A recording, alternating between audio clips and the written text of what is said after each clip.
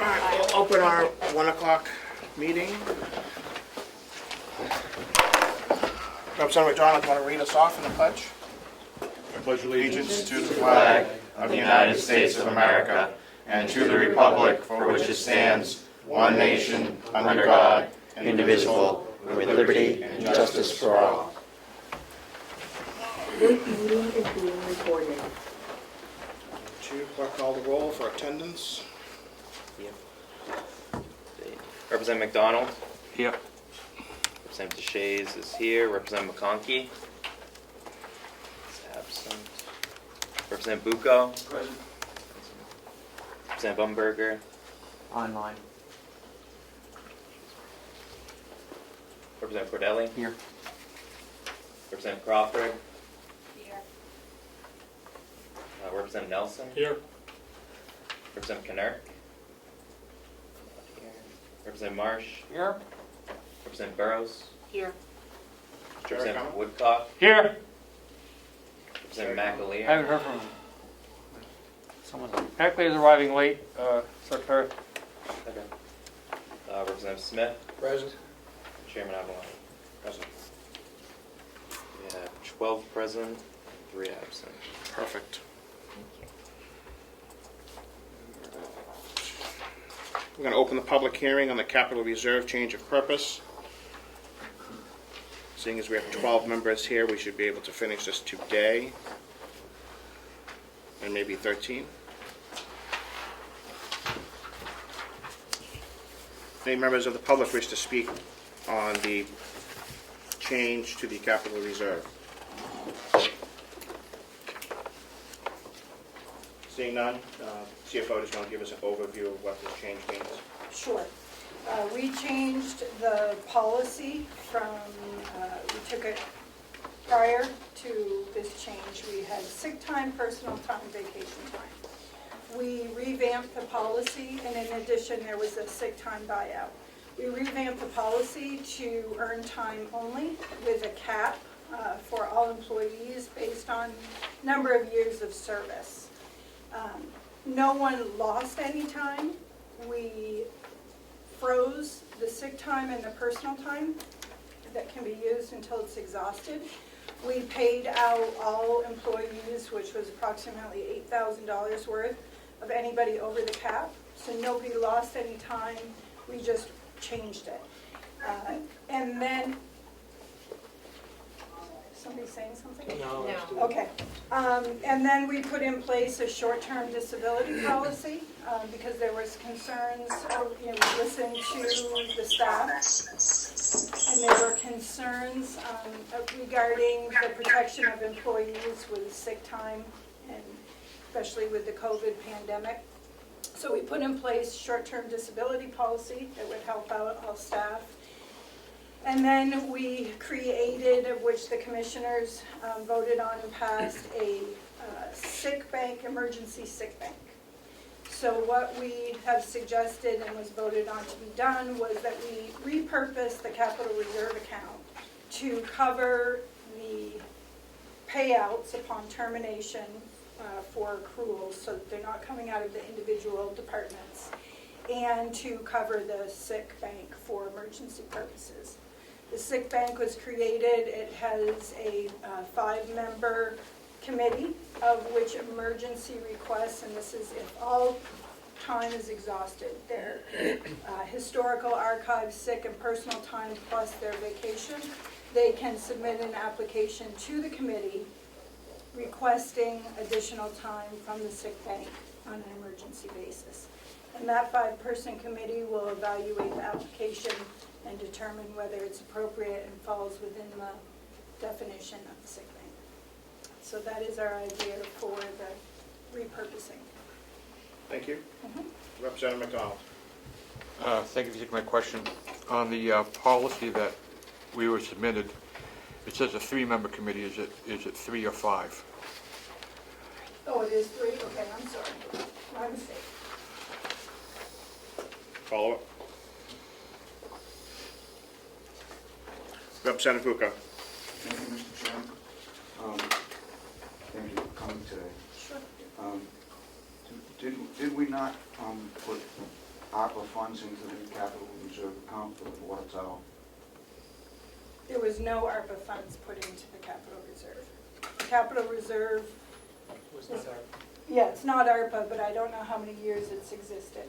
At least 2 or 3 years, I What? believe. It's been, the capital reserve has existed for a few years now. It has nothing to do with ARPA money. But we're using ARPA money for that purpose. May I follow Well- that? You're saying that you are using ARPA money for the water tower? That's the plan. So where is it? Excuse me, may I follow up? We created the water tower fund 3 years ago Right.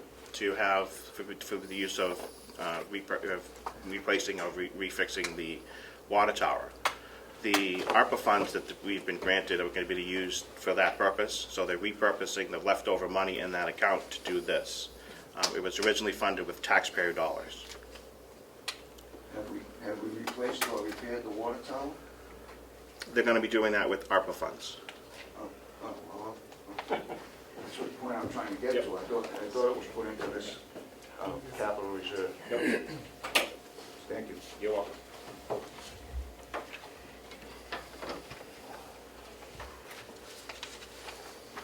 Representative Connectors, present?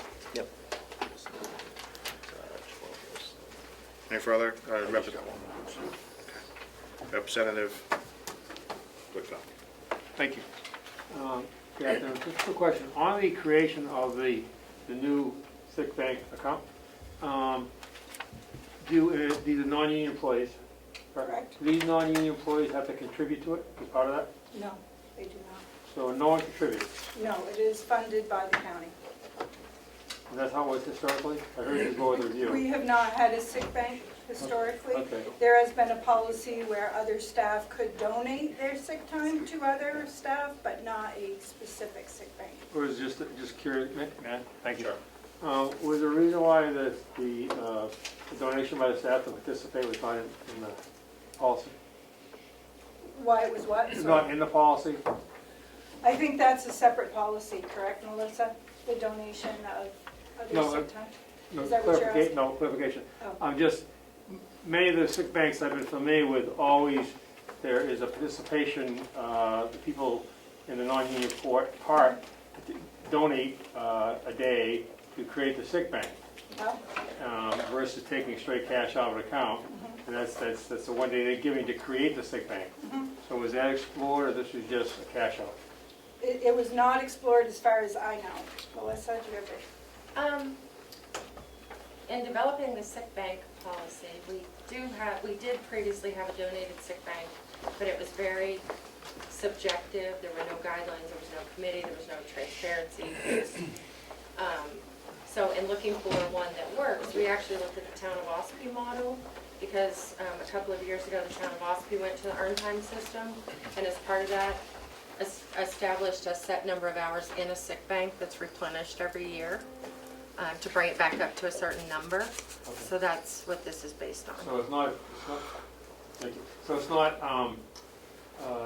employee contribution at all? It's just strictly payout? In the policy, it states that it will only be a maximum number of hours. I think it's 2,400. Yep. If for some reason that runs out in the course of a year, then staff does have the opportunity to donate to the bank if there's a need shown before we get to the end of the year. Okay. Thank you, Mr. Chairman. Representative Cordell. Thank you, Mr. Chairman. Thank you for being here. Nice to meet you in person. I think you mentioned a limit on personal time as part of this, as well as sick time for non-union employees. No, actually, before we made the change to our earn time policy and the sick bank, two separate things, we did have sick time, personal time, and vacation time. Right. We converted it all to earn time. Okay. And we set a cap. We archived anybody's sick time and personal time that they had and froze it in time so they could use it as needed, just not earning more in that section. And so everybody in non-union now has gone to an earn time policy with a cap so that when they leave, we have a fixed cost. Thank you. With that cap on earn time, did you mention something in relation to length of time, length of service, related to what that cap would be? The cap is consistent throughout the county, but the earning is based on years of service. Thank you. Representative McDonald. How does this policy compare to the union members under the contract? The union members, you might have to step in on this, but the union members still have the sick bank buyout, and there was no conversion to the earned time at this point. Good. Thank you. Welcome. Representative Chase. I was just kind of wondering, so you mentioned when the 24 hours runs out that, employees will be able to donate their sick time into the bank to help, replenish it so we don't have to. What's the incentive for them to donate their sick time? I'm kind of curious how that would work, if there's any incentive to do it or if it's just kind of out of, benevolence. It's pretty much a compassionate move, really, would be their incentive. Okay.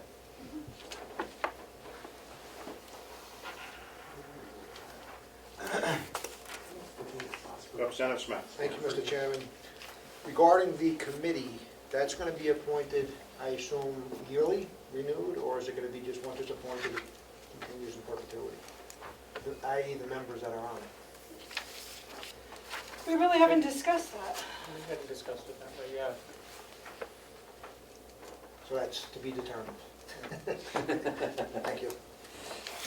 Anyone else? Representative Burns. Thank you.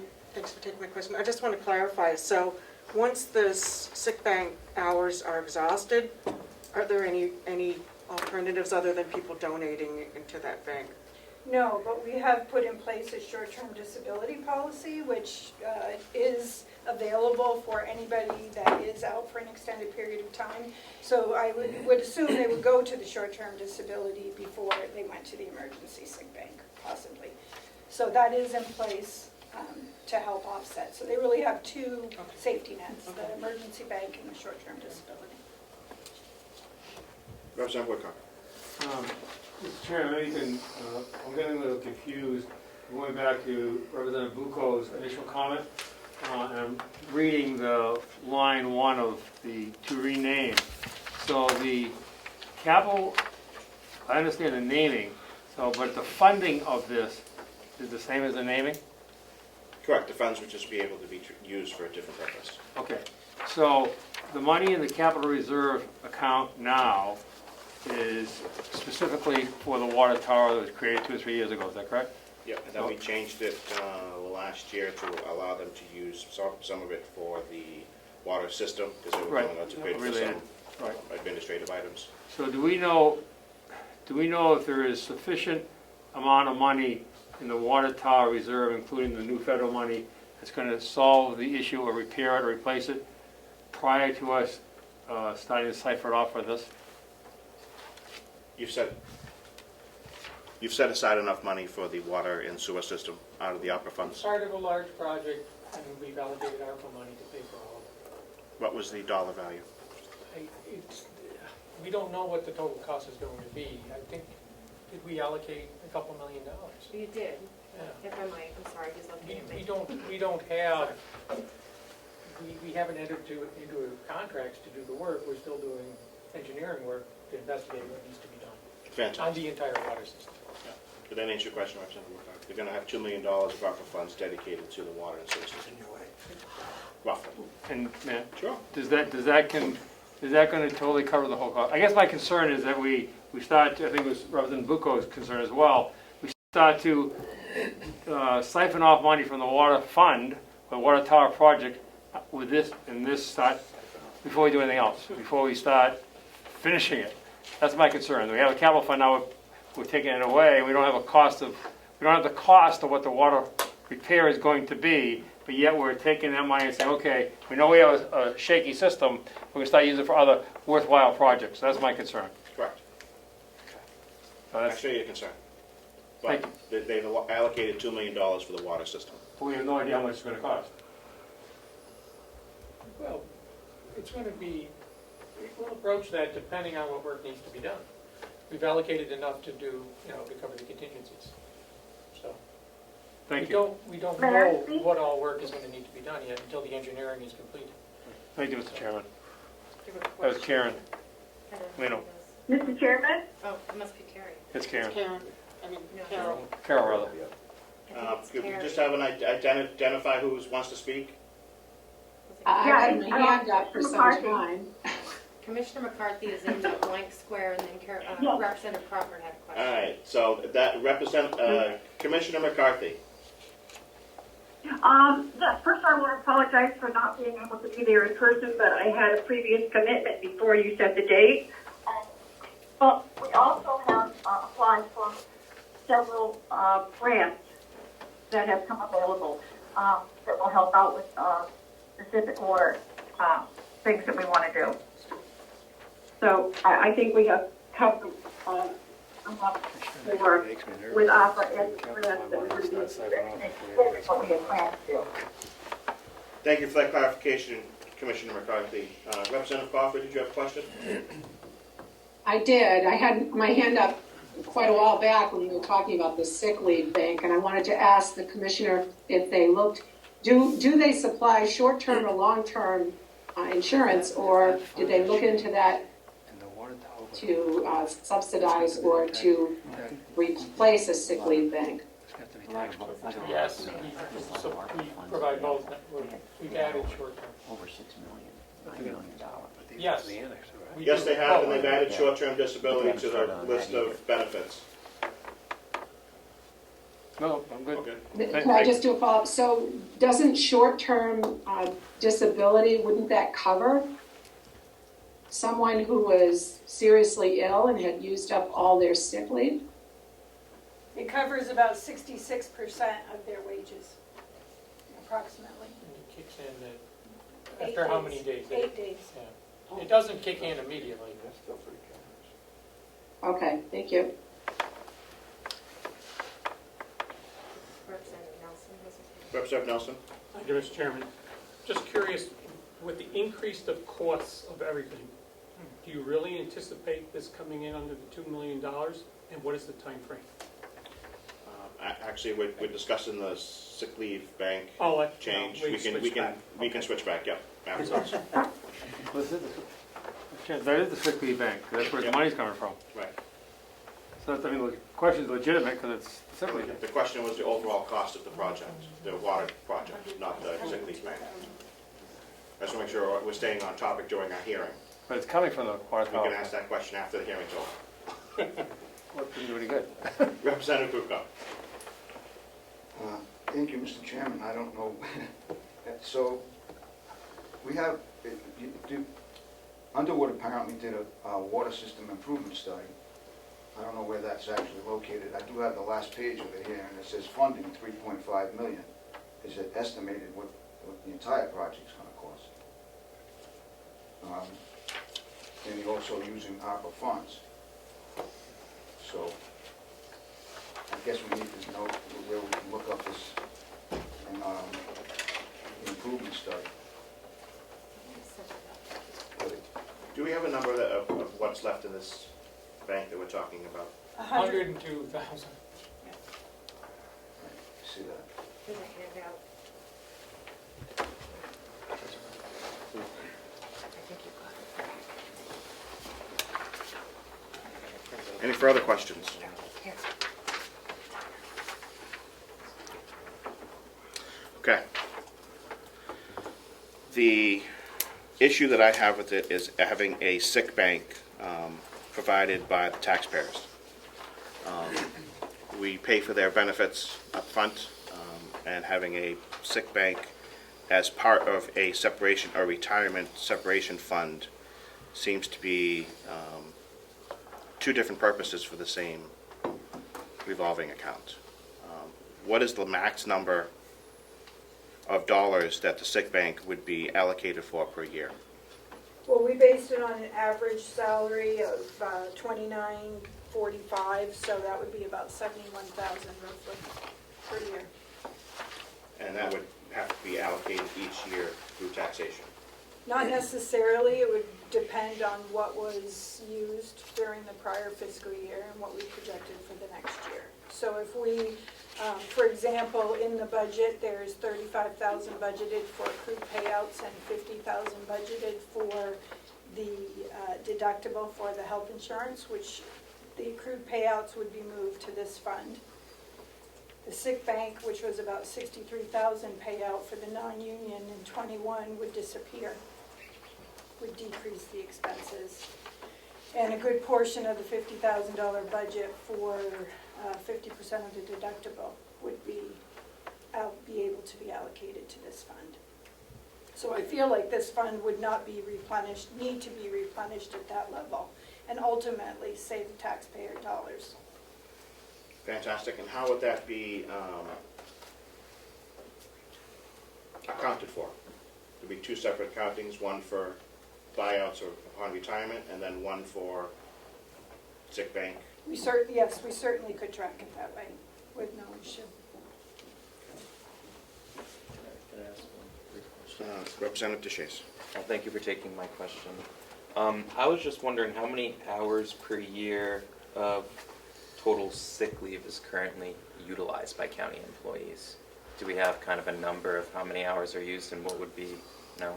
I don't, I'm sorry. I can look it up for you or get that information from HR, but I don't have that. Okay, I think that'd be good for us to know to kind of understand if 2,400 hours is, I mean, I assume you guys had maybe looked at the number through the process and got an idea that 24 hours would cover what the average amount of hours of sick leave are each year. Well, again, with the new earned time policy and the fact that we froze the sick time and personal time, and coupled with the short-term disability, we felt the 2,400 hours was more than adequate to bridge that gap. That was the 72. Yeah. That was the 72,000 number we talked about a minute ago. Yep. Thank you. Yep. Commissioner Platch. Yeah, thank you. Until we made this policy change, the county has been doing sick time buyouts for any sick time that's not used. So it was being bought back by the county. That's no longer going to happen. So the answer to the question is all of the sick time is being used because we were buying it back if it wasn't used. Correct. So, Yep. and we're, Yep. that's And going to save us money. I'm sorry, it's going, that's, I know. What I want, I'm going to get us there.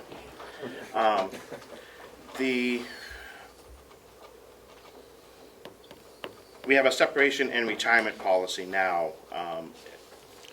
Through the next few years, are there going to be any further large payouts due to the old system still being in place?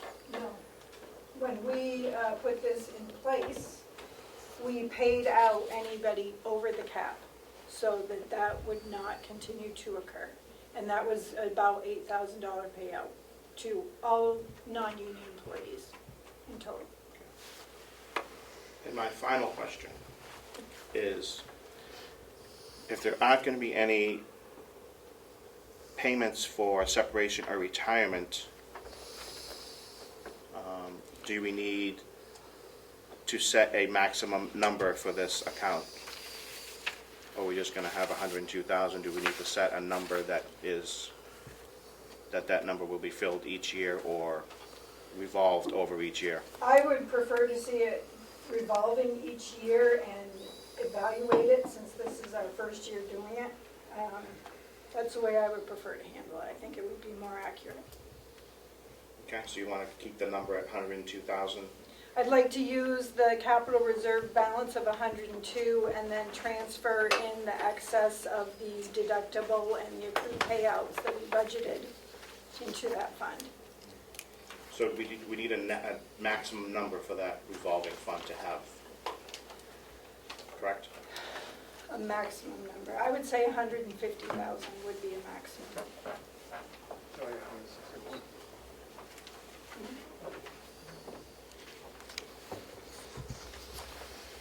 And currently, if I can add to that, currently we have 102 approximately. We have 9,000, we have about 34,000 that we can transfer from our accrued payouts that we budgeted currently into that. putting in 136,000. And I think that will be sufficient for FY '22, and we can evaluate and address it during the budget process for '23.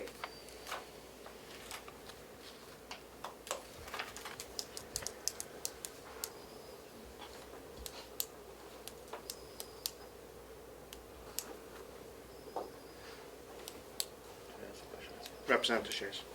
I'm kind of curious. Well, thank you, Mr. Chairman. Thank you for taking my question. What's the estimated yearly savings that you think the county will have by implementing this policy or by the current implementation of it? Well, off the top of my head, probably,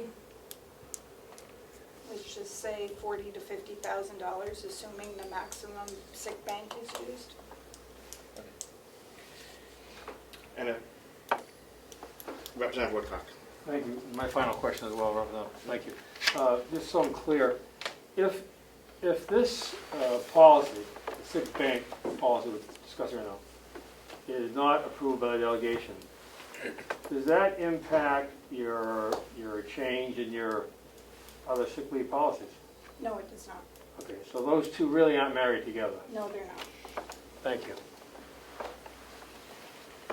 Do you want to correct me? No, Okay. no, no, never. It's not happening from this corner. Yeah, I just had a point of clarification for the chair, actually. Mm-hmm. And making jokes, I might have forgot what it was, but. Yes, I think that we have the ability to set the execution of the trust fund, reserve fund, excuse me. I remembered what my clarification was, Mr. Chairman, if I might. Of course, please. Representative Woodcock mentioned if the delegation doesn't approve this policy, what will happen? The commissioners approve the policy and they're just looking to you for support and how to fund it, right? Is that? Correct. So that is your intent if we didn't approve this change of purpose. Was that your question? Not the policy? I think he said Correct. policy. Yeah, I just- thank you. My intent was that I'm still concerned about the capital fund here with the water tower. Mhm.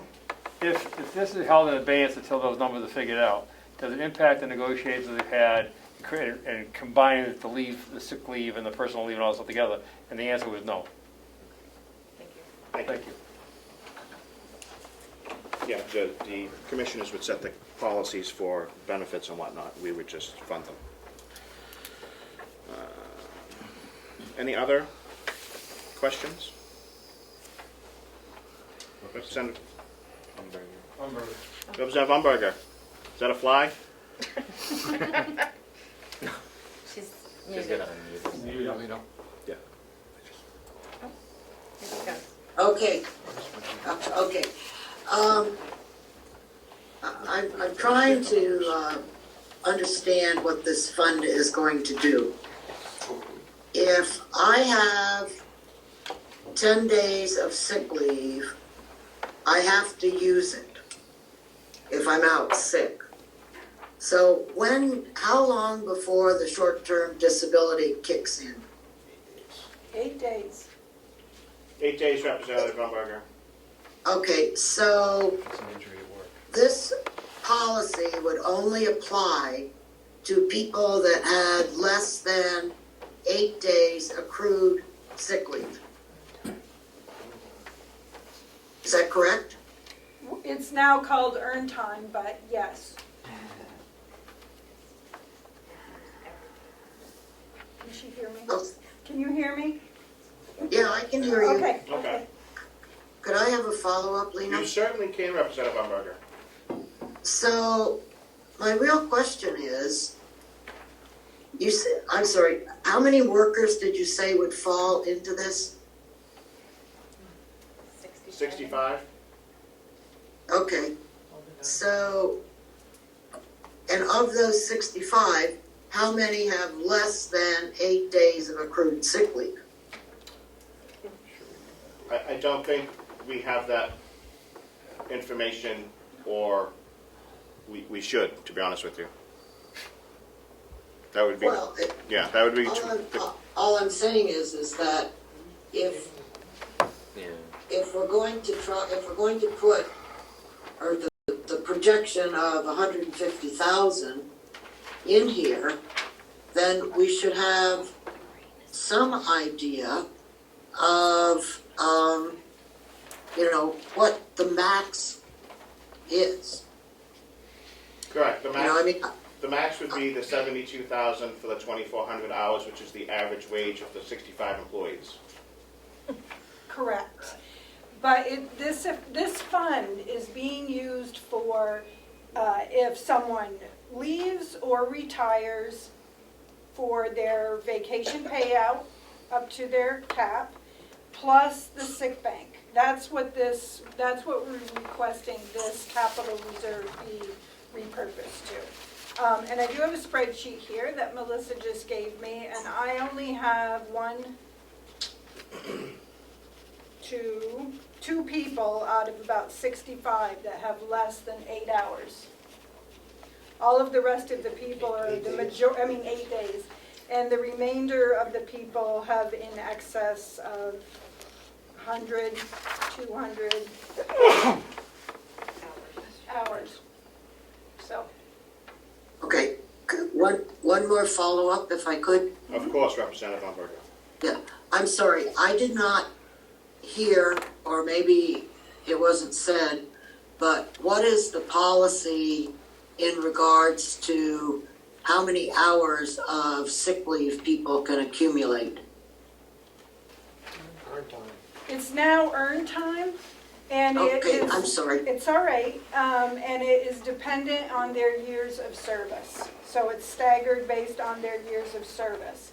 At the time this policy went in place, which was April 1st, whatever an employee had accrued for personal and sick time was frozen and is archived for them to use until it's exhausted.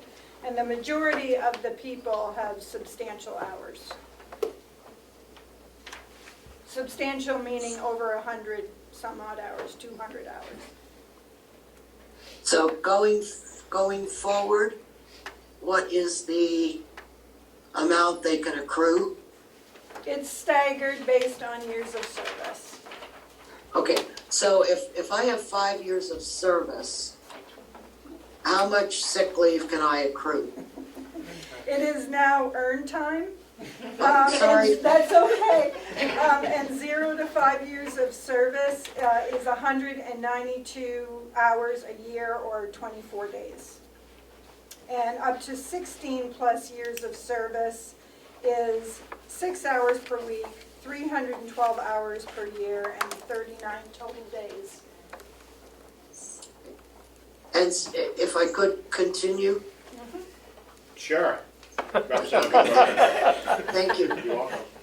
So, let's say this person leaves, then out of this fund, they would be paid for their earned time? Correct.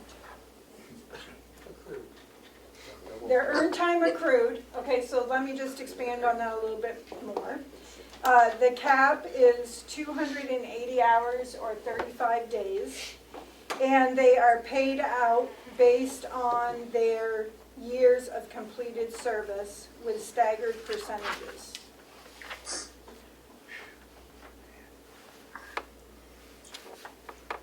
Okay, Follow up, Representative Umberger? no, Okay, thank you. Representative Cordell? thank you. Thank you, Mr. Chairman. What is the max carryover from year to year? Is there one? No, it is a maximum of 280 hours that can be paid out when the employment is terminated through retirement or leaving voluntarily. With proper notice. With proper notice. There's a, yes. We've added a lot.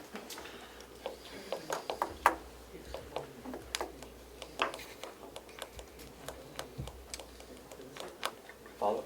Please. Maybe for Commissioner Platch, I think probably within the past couple of years, we have had significant payouts to employees well in excess of the 280 hours. Am I correct? You are very correct. Yes. And Lots of money. And there are no more remaining of that. That is correct. Thank you. We paid out. We made those payments. Thank you. Now, To follow up upon Representative Cordelli's question, is there carryover year to year of earned time? Yes, so you can only Up to get paid out 280. to, no, you can Somebody's have somebody's not 300, you muted. can have 400 on the books, but when you leave, the maximum you can be paid is 280 hours. And that is staggered down from 100% based on years of service for employees that began after April 1st. Madam Chairman, Representative McAleer, please. just two quick questions if I might. What is the maximum number of years of service to get the maximum of 2,500? How many years of service do you have to get to basically be fully vested, so to speak? 16 plus. So less than 5, you'll have a 25% payout, 5 to 10, 50%, 11 to 15, 75%, and 16 plus. Second question. Follow up? Do they have to take that immediately, or can they defer that? Can they put it into, I don't even know if you've got like a 401k plan or something like that, or can they, so do they have to pay taxes on it today, or throw it in and take it when they want it? And be taxed as they take it out? I think that that's an employee choice if somebody But they can. yeah, if somebody Oh, okay. plans ahead and creates a plan, deferred plan, Yep. sure. Okay, thank you. All right, I think we fully exhausted this hearing. So, we're going to close this hearing if there's no further questions. Thank you.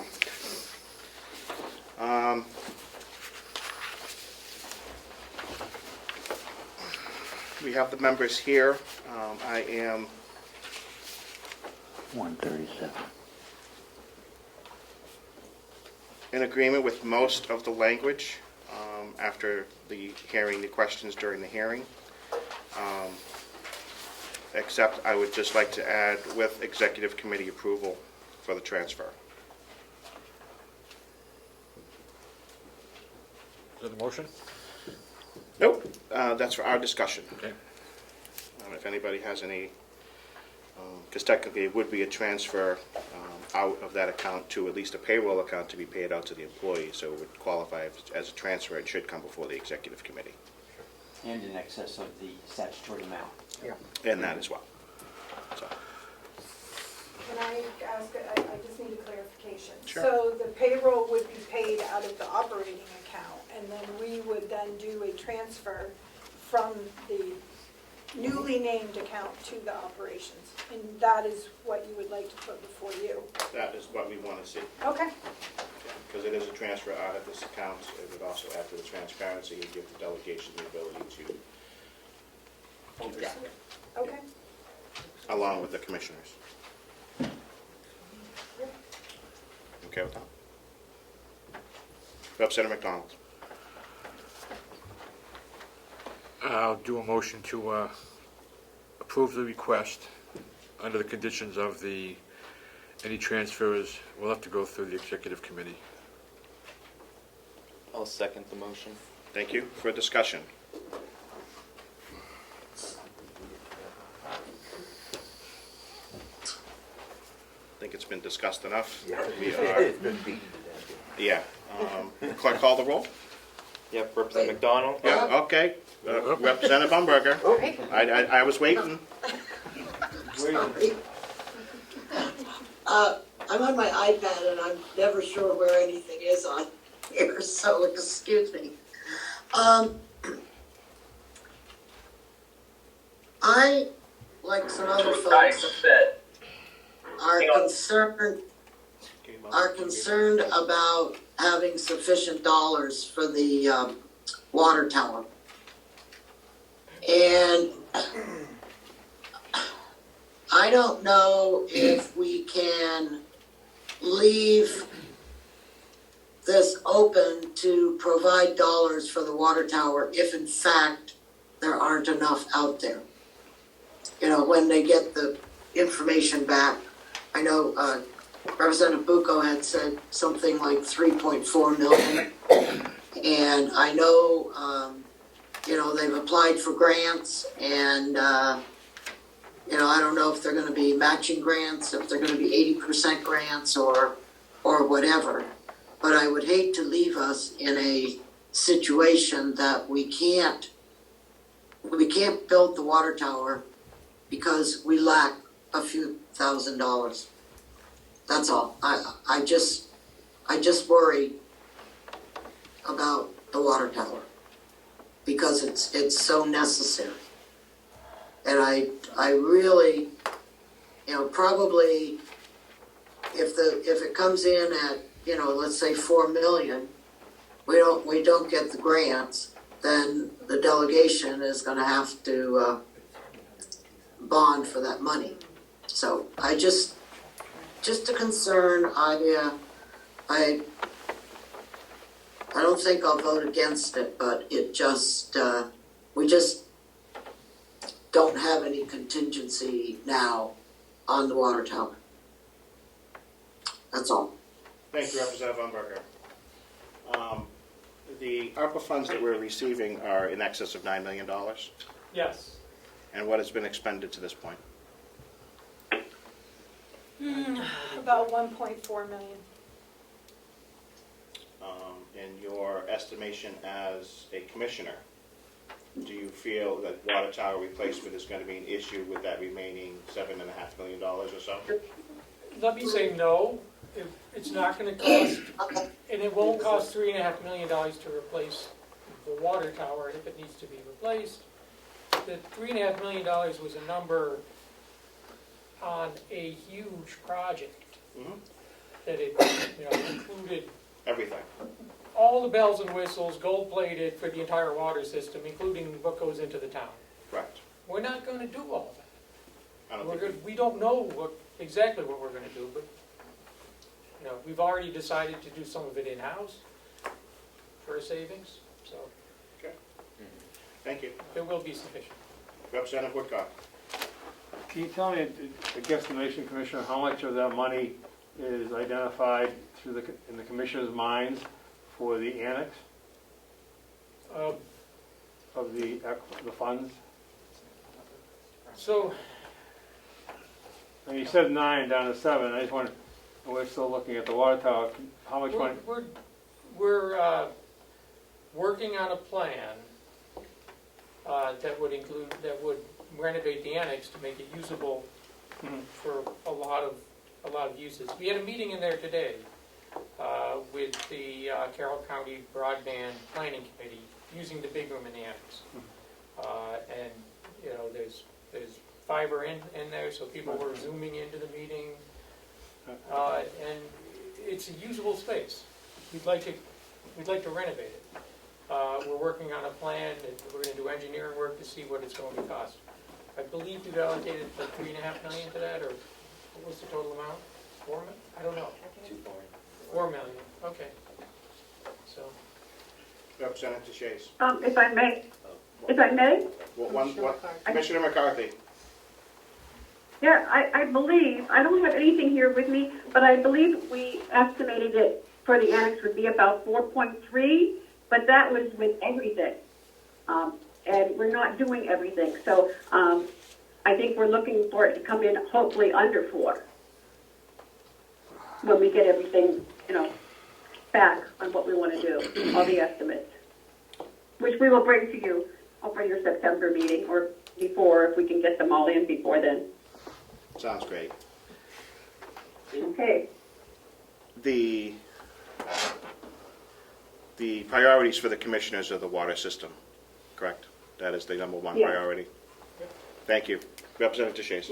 I just wanted to say I'm going to support the motion. The reason being is that we're just trying to find a way to fund the commissioner's proposal, which is going to save the taxpayers money in the long run, that already utilizes a system that's being used in other municipalities. It sounds like even OSP's own So I'm going to support it. I can understand the concerns about the ARPA money maybe not covering the water projects and everything, but I think we're going to have faith in our commissioners to be able to expend that ARPA money and to do it responsibly. And I haven't seen any issue or any kind of, hint at them not responsibly spending the money and, not having proper estimates at all. I think they're doing a good job. So, I'm going to support the motion as is. Representative Connect.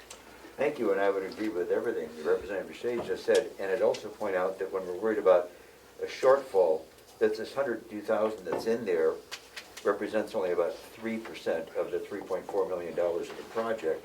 So it's not like like keeping it is going to make a huge difference to whether we could do the water tower or not. It's a fairly small, basically almost in the rounding area. So I don't have any worries about not having enough money for the water tower because of getting rid of this 102. Thank you, Representative Connect. Representative Bucco. I have to ask another question now. Thank you, Mr. Chairman. Why didn't you go to a capital reserve account to try and fund this sick time?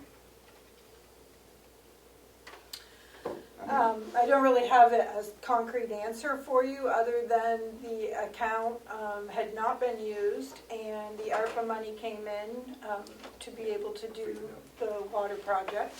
And at some point, the capital reserve had been repurposed or allowed to use for additional items. So because it was sitting there and because we were trying to address all of the staffing concerns with the change in policy, this is what we came up with. That sounds familiar. Familiar tactics at the state level also. I just want to follow up. I also serve as a commissioner in the Conway Village Fire District, and in 2012, we built a new tank, a 265,000 gallon tank, and it cost $865,000, and that was 10 years ago. So you know that this thing's going to be over $1 million, and if it's not there, we're going to have to bond it. And we're going to have to have the storage. That's the beginning of the system. Correct. Thank you. You're welcome. Any further questions? Clerk, call the roll. Representative McDonald. Yes. Representative Shays votes yes. Representative Bucco. Yeah. Yes. Representative Umberger. Yes. Representative he's absent. Representative Crawford. Yes. Representative Nelson. Yes. Representative Knurk. Yes. Representative Marsh. Yes. Representative Burrows. Yes. Representative Woodcock. No. Representative McAleer. Yes. Representative Smith. Yes. Chairman Avalani. Yes. The motion passes 12 to 1. Thank you. That is a necessary 2/3 of the full delegation. The approval has been given to change the purpose with the addition of the executive committee.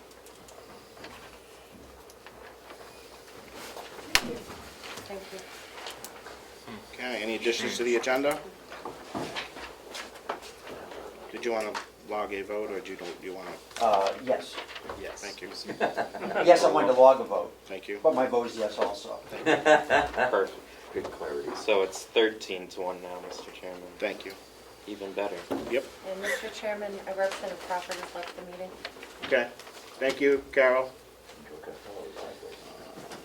149. Did everybody receive the March 4th minutes?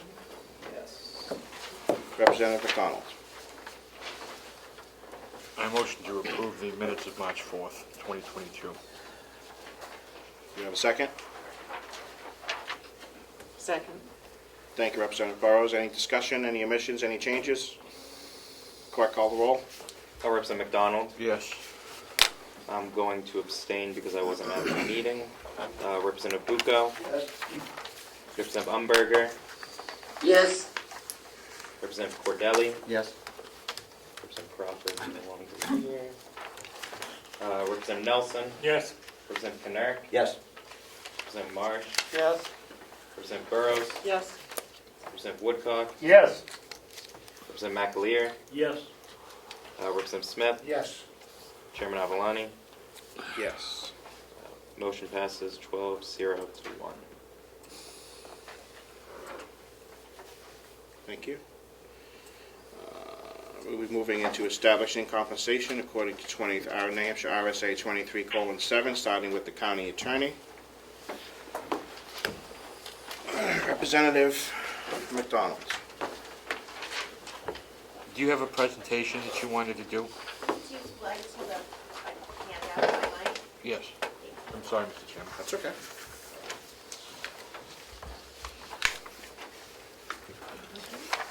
Try to keep it short. Extra one. Okay, thank you. Mr. Chairman, I've also sent it out to those on the Zoom. Thank you. And this is the exact same. Yes. Can we make sure that Representative Clark has this as well? Yes, I sent it to the whole delegation. Thank you. You did? Okay. Refer to.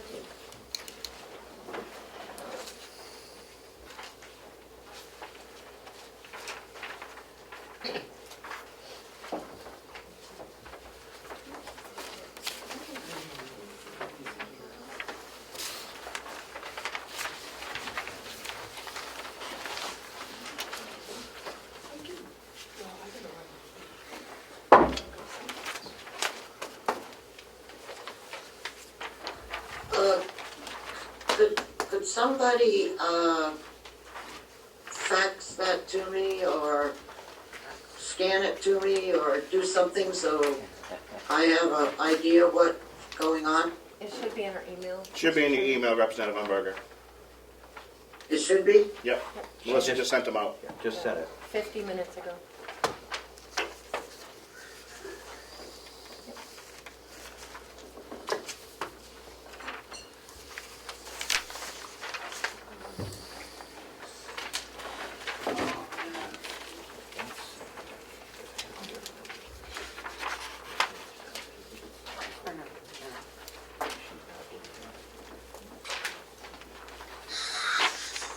Who is that?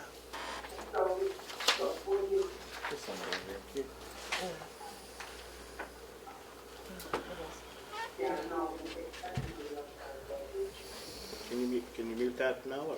I sure can. Thank you. Sorry, Ms. Siemens. No.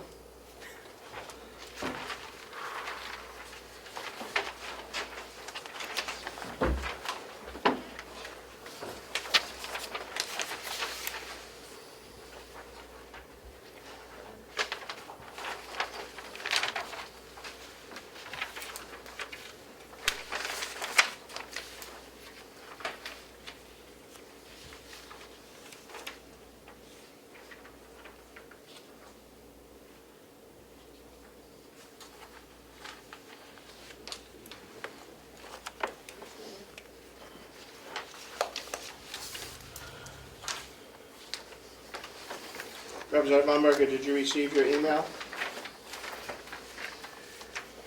Yes, I have it. Thank Sorry. you. That's okay.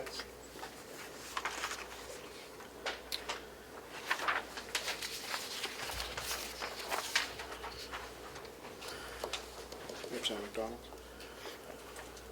Can I do a motion just to have discussion, or how do you want to? We need something to go on so we can have a discussion. I'll make a motion to set the county attorney's salary for $102,000 for 23-24. Second. Thank you. Discussion. I did not hear what the recommendation was. The recommendation was a motion to set the county attorney's salary at $102,000 for 23-24.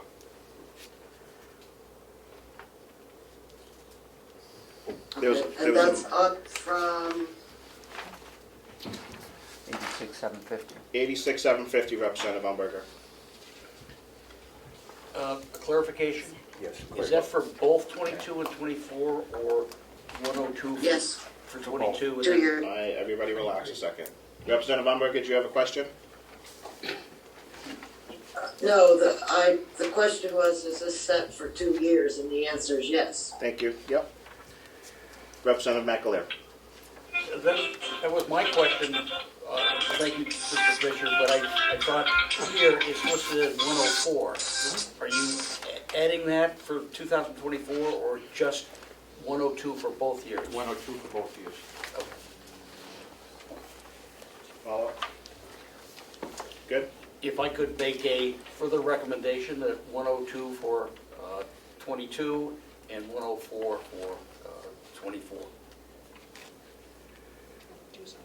Would that be an You mean amendment to the 102 for motion? 23 and 104 for 22, for 24. For 24, yes. Thank you. Do we have a second? Second. Second, yeah. Okay. Any discussion on this one? Well, Representative, I mean, just for point of question, this is an amendment to the motion, is that correct? Correct. So we'll vote on that first, and We then will. we, yeah, thank you. Representative Smith. Thank you, Mr. Chairman. I just have a question on your salary comparisons, where you have the asterisk, the star, I think you didn't say that properly. You said those are recommended or proposed but not finalized. How much of an increase, so for example, just take Grafton County, you have it listed as 102. Do you know what they are currently? 86. So they're 80. So what about Sullivan, same thing in the 80s, or? Sullivan is low 90s. Okay. Coas County is also, was 86. That has been adopted at 100,000. It-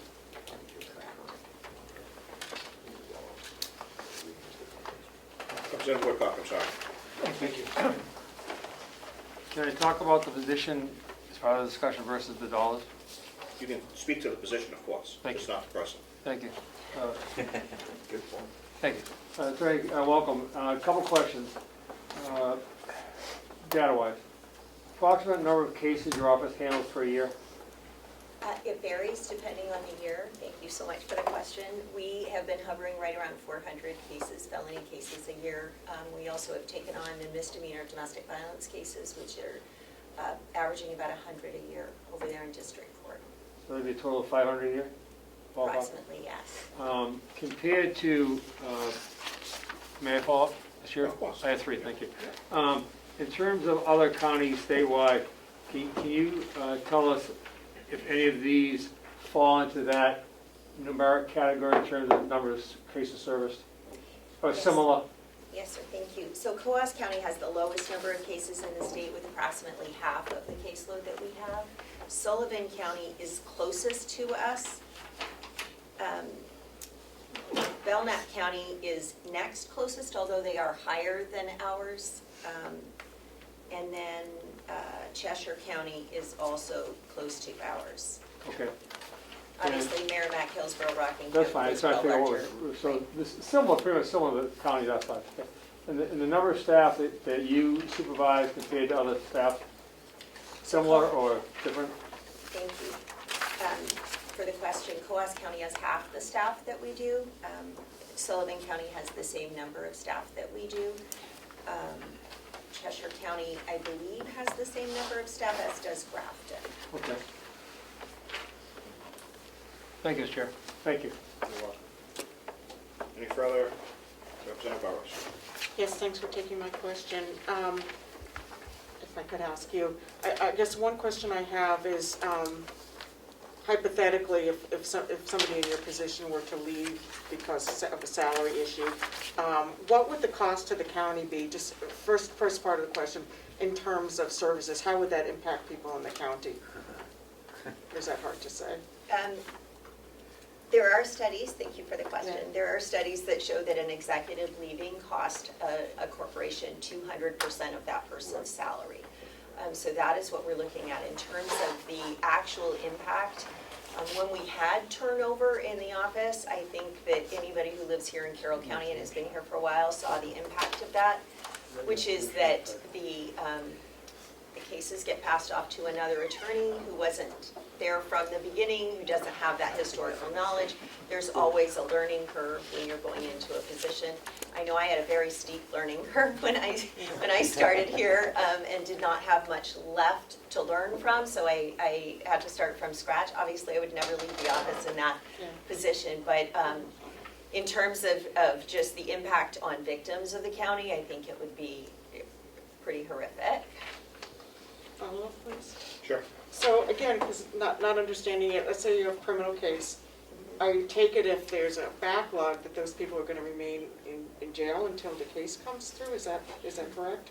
Sometimes, or they're out. Okay, And- so it could be increased cost to the county to keep them there, or danger to the community if they get out early. Exactly. Okay, thank you. Representative Canal. Mine actually is more a point, not a question. May I make that point? Okay. Sure. So, in a sense, what we're looking at is something that we had actually worked for, actually, I think about 4 years ago, and that is an adjustment to bring you into a reasonable position compared to the other counties.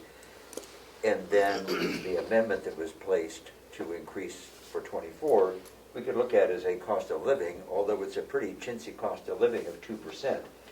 And I think that's an important thing to understand, that if we are going to set it at 102 and 23, it really will mean a salary cut if we do not increase it for '24. And even increasing it by the approximately 2% will be not exactly highly generous cost of living adjustment. So considering we have to first vote on the amendment, that's why I support this amendment, that I think it should be stepped up at least a little bit for the '24 period of time. Thank you. Representative Cornell. Thank you. We are talking strictly salary at this point, no other benefits. Any other benefits would be discussed as part of the budget beginning of next year. Is that correct? That is correct, yes. And follow up if I might? Sure. So, based on some quick calculator, it looks like we're talking about for 2024, approximately a 20% increase in salary, and an 18% for '23. And I gladly accept anyone else's calculator work.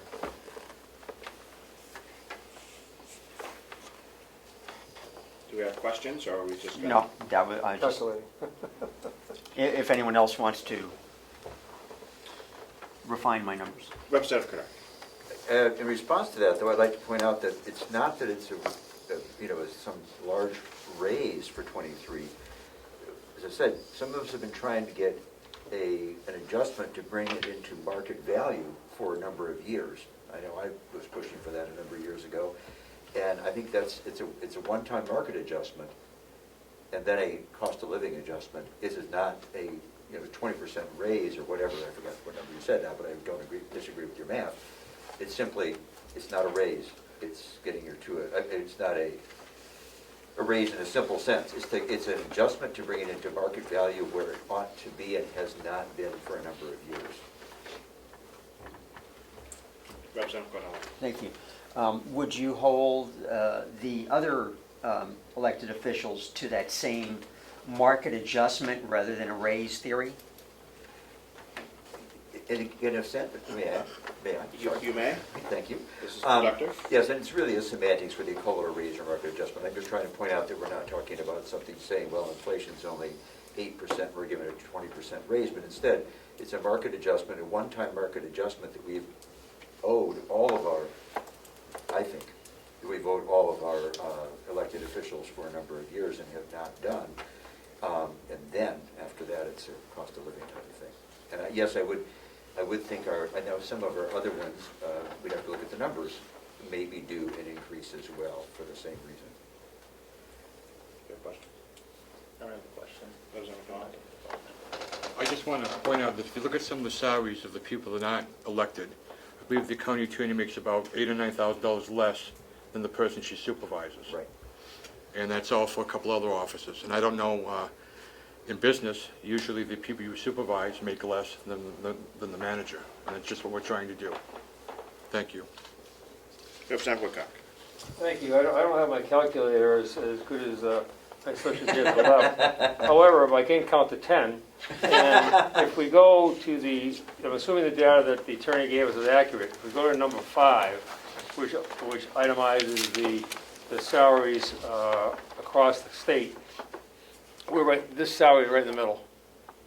This proposed salary that Representative McAleer and similar to Representative McDonald puts our attorney right in the middle. So in terms of value and work, they're in the middle with the cases, similar cases the most. Basically, she has more cases than the people ahead of her, but beyond that, she puts her right in the middle range in the state. And I think that's the number we have to look at. These are the people who are doing the job in the state, across the state, and this still only puts our attorney in the middle. And I think that, considering dollar-wise, it is a significant dollar-wise jump, but we've seen the effect of having a mismanaged, poorly run attorney general, attorney's office here. We've seen that. We've seen that 45 years ago. So, and we've seen the trends, the way that the department has moved forward over that period of time and increased services, particularly to our, especially the women contingent folks in the battered and abused area. It's a whole separate entity. So my point is, I think we've got a really progressive, effective attorney running our office, and it's reasonable to put her in the middle category, middle range in the state to be equal to all her peers. So what you're saying is our county attorney should be in the middle of this? I'm saying the number that Mr. McDonald and Mr. McLear have recommended puts her in the middle. I think that's reasonable. Thank you. So you'll be voting in favor? Absolutely, unless somebody goes higher. Thank you. Representative Johnson. Thank you very much. When we look at the other counties, 103,000 for Merrimack, is that the same each year, or is that the last year that we're trying to compare, or they have two different salaries each year? Thank you for the question. I actually don't know that, because when I asked the question, I said, how much did you get recommended for the next term? And that is what they told me. My understanding is that most of them do get a step up as a cost of living increase, but I don't have a definitive answer for you. I'm sorry. I should have asked that question, but I did not. Representative Chase. Thank you, Mr. Chairman. Just a comment. I'm going to support the amendment and the motion, and for more than just the fact that I think the county attorney, does a great job executing her duties, but also for the fact that to attract future candidates who are equally as qualified. We're not going to always be as blessed to have such a qualified county attorney, and in the future we're going to want candidates who are just as good, if not better, to be able to run for the office. And we're going to want to attract people who previously have put a long career in private service, who will be willing to give back to their community and their county. And I think putting, having a market adjustment and putting the salary competitive at what would be essentially the median of other county attorney salaries statewide, I think is more than fair. I mean, I think she actually is probably the best county attorney we have in the state. So, but that's just my opinion. Any further questions? Representative Umberger? You have ignored my hand. Sorry. I didn't bring my glasses in. It was below the iPad camera, Karen. Couldn't see it. Yeah. Okay. Two things. I am not sure that the RSA allows us to have a salary change for each year. And I think somebody needs to find that to see if that is appropriate. I think it's only we set one salary. Okay, that's number one. Number two is the role of the county attorney, I think starting in January, is going to change significantly. And the reason for that is because we are eliminating felonies first. So that's going to change what the attorney has been complaining about for the last 4 or 5 years, the extra workload that came with felonies first. Okay, and that's why, one of the reasons why she has come in year after year and jacked up the salaries of her whatever they're called, other attorneys. So I'm not here saying that, whatever figure you come to grips with is not okay with me. But what I am saying is, if we increase her salary by $12,000, are we going to be okay with increasing the other elected officials' salaries by $12,000? Because that's what we're setting here, and I can't look the sheriff in the eye and say, well, you're only worth $6,000. Or the registry of deeds, you're only worth $6,500. So if we're going to set her salary at 102, then that same amount needs to be applied across the board. And so that's what we're looking at. The other thing that concerns me is Merrimack County has a much heavier workload and also a lot more assistant attorneys than does Carroll County. And I think you said they set theirs at 103.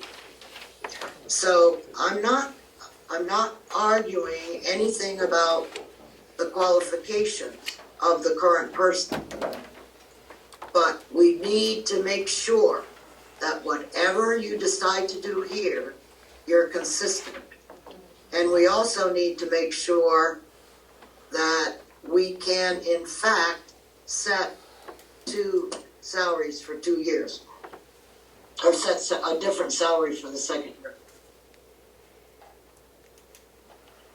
I'm reading, thank you, Michaela. Did you put this up, or whoever did? And it's so small, I can't read it. May I respond to that part? Representative Shays. Oh, sorry. I wanted to ask the county attorney, what is your perspective on all of that? I want to hear what you believe. Thank you, and thank you for the question. And thank you, Representative Umberger, for raising these issues. With regard to felonies first, I don't believe that I come in every year and say that I need more money or try to jack up the money. I think that I have come in here pretty conservatively after I have a position open and am unable to fill that position because of the salary. I think that I have been trying to keep pace with inflation and trying to keep pace with other counties in setting the salaries for the attorneys that work for me. With regard to getting rid of felonies first, the only thing that we did when felonies first came into effect was add one attorney position in the office. However, removing felonies first does not necessarily mean that we are going to change the way we do things. As the highest law enforcement official in the county, I am responsible for all prosecution, whether it's in the district court or in the superior court. And because we have established a method of doing this, most of the county attorneys are in agreement that that is the way we are going to continue to do it. We are simply going to be sending our attorneys to district court rather than superior court at the beginning stages, because I don't believe most of our police departments have the ability to take on that extra workload, and since we have the staff to do it, I believe that is the appropriate way to do it. So it is not going to change anything other than which court we start a case in.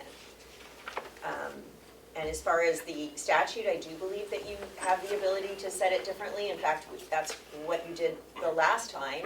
You did factor in a cost of living increase for the second year.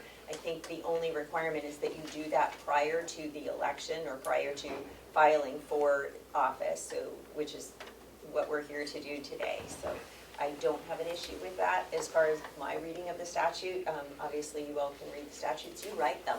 I just interpret them, so. Thank you. Representative Comeau. Thank you. I want to respond to 2 points. One is the issue about having to do the same thing for the other employees. I don't think there's an automatic number, like 12,000 or anything like that, that would be from employee to employee, or I should say elected official, because it depends on where their salary is. And as we've just had this discussion, it's not a magical number we pulled out of the air. It was based on market value assessment, which compares to the other people in that position. When they're doing deeds, we'll need to look at the market position for deeds. Sheriff, same thing.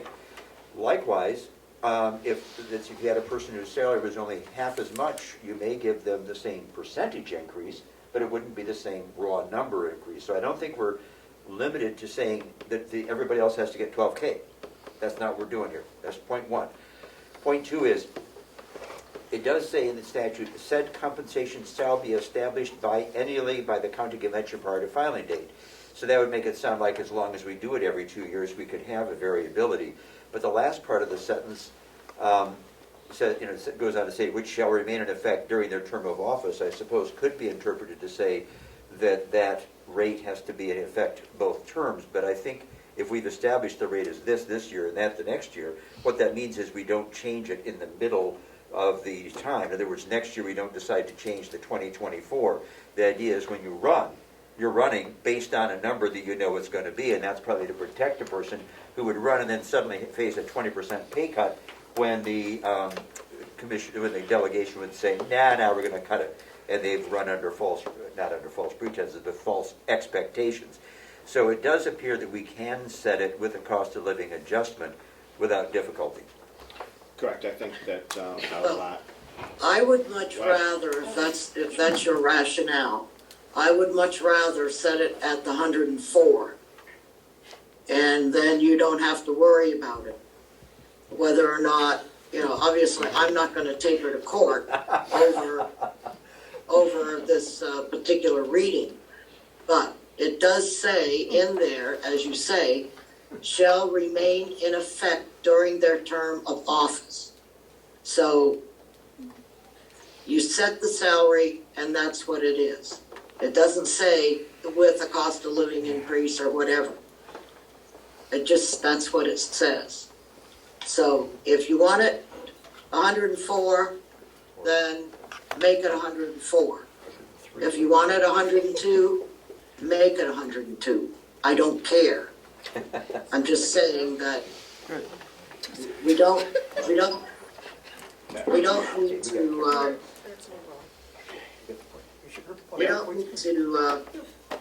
worry about that. So Correct. anyhow, Was that's that a my motion? thought. Was that a motion for 104,000 for both years, Representative Umberger? If that's what you want. No, Melissa, would you take this down? Is that what you want? Mr. Chairman? Yes. Is everyone else finished with the I'd like to RSA make a on this comment one? before we go on. One second. I can make that motion. That would be an amendment to the amendment. We have a motion. Yeah, we got a motion and Whatever. amendment on the I'll floor. amend the amendment, but the amendment was only for 24. No, So I guess my motion would be Relax, everybody. to I can't. set, I guess I can't do till we vote on the motion, till we vote on the amendment. So I guess we should vote on the amendment first and Wait, I had my hand up and Don had his It hand up. received a second. Who was the second on The the? second was Representative McAleer. Thanks, bud. well, they can both withdraw. Would like to make a motion? And I think I know. Okay, well, we have a second amendment that has been added to the floor for 104,000, and it has been seconded. Representative Burrows, Can I make a comment, please? is there a question on the motion for 104,000? No, it's a comment. Okay. Hold on to your comment. Okay. Representative Woodcock. I have a question. Thank you. Thank you. If I may talk to the attorney. I heard Representative Umberger's interpretation. I heard you when you first started. I couldn't read it either. I couldn't treat off Glenn's, it's too small. Can you tell this group your official opinion on that RSA, so we don't get half strung out here and then have to come back? If that's okay with you, Mr. Chairman? We can't ask for a legal opinion from the city and county attorney that we're setting her salary for. No, I'm just asking her a legal opinion on the interpretation of the RSA in terms of 1 year or two, that's all. I can clear it all up for you. Representative or Chairwoman Damaris flushed this out for us last time. Perfect, if you would. Yes, which is why we were able to set it for two different numbers. We were able to set it for the primary year and then the secondary year, which is why we included it in our last I session. appreciate that, Mr. Chairman, thank you You're very much. welcome. I have no issue with having No. A both. little bit of a conflict. Well, you're trying to hear Yep. that. Representative Umberger, Representative Liam. Thank you. You're welcome. Representative DeShays, Thank you, Mr. is there a Chairman. question?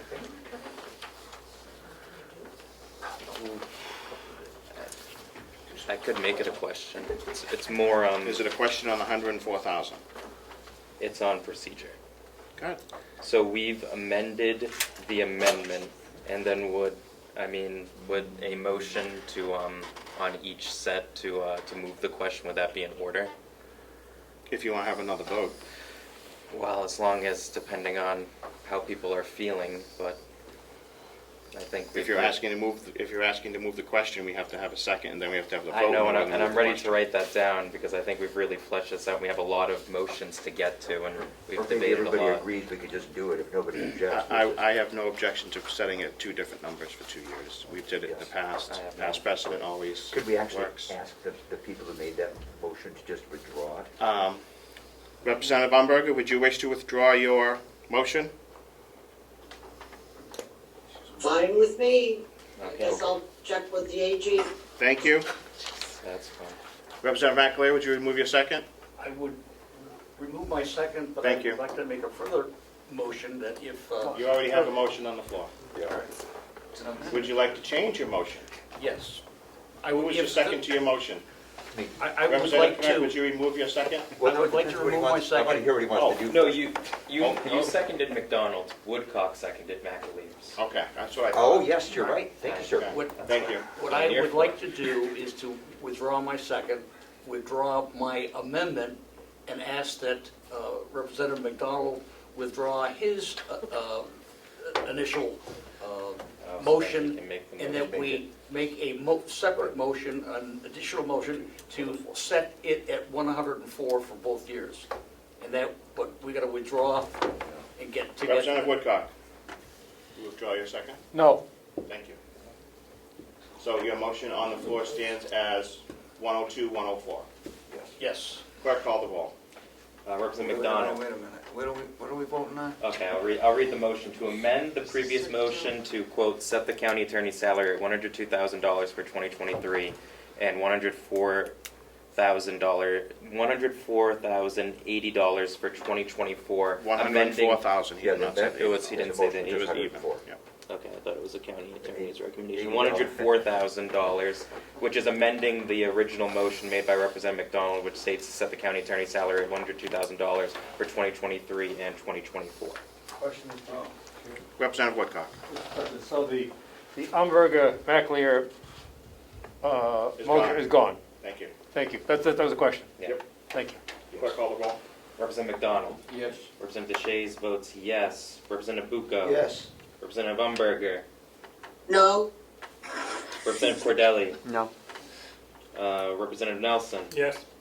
Representative Kinnick. Yes. Representative Marsh. Yes. Representative Burrows. Yes. Representative Woodcock. Yes. Representative McAleer. Yes. Representative Smith. Yes. Chairman Avalani. Yes. The motion passes, 1, 2, 3, 4, 5, 6, 7, 8, 9, 10, 11 to 2.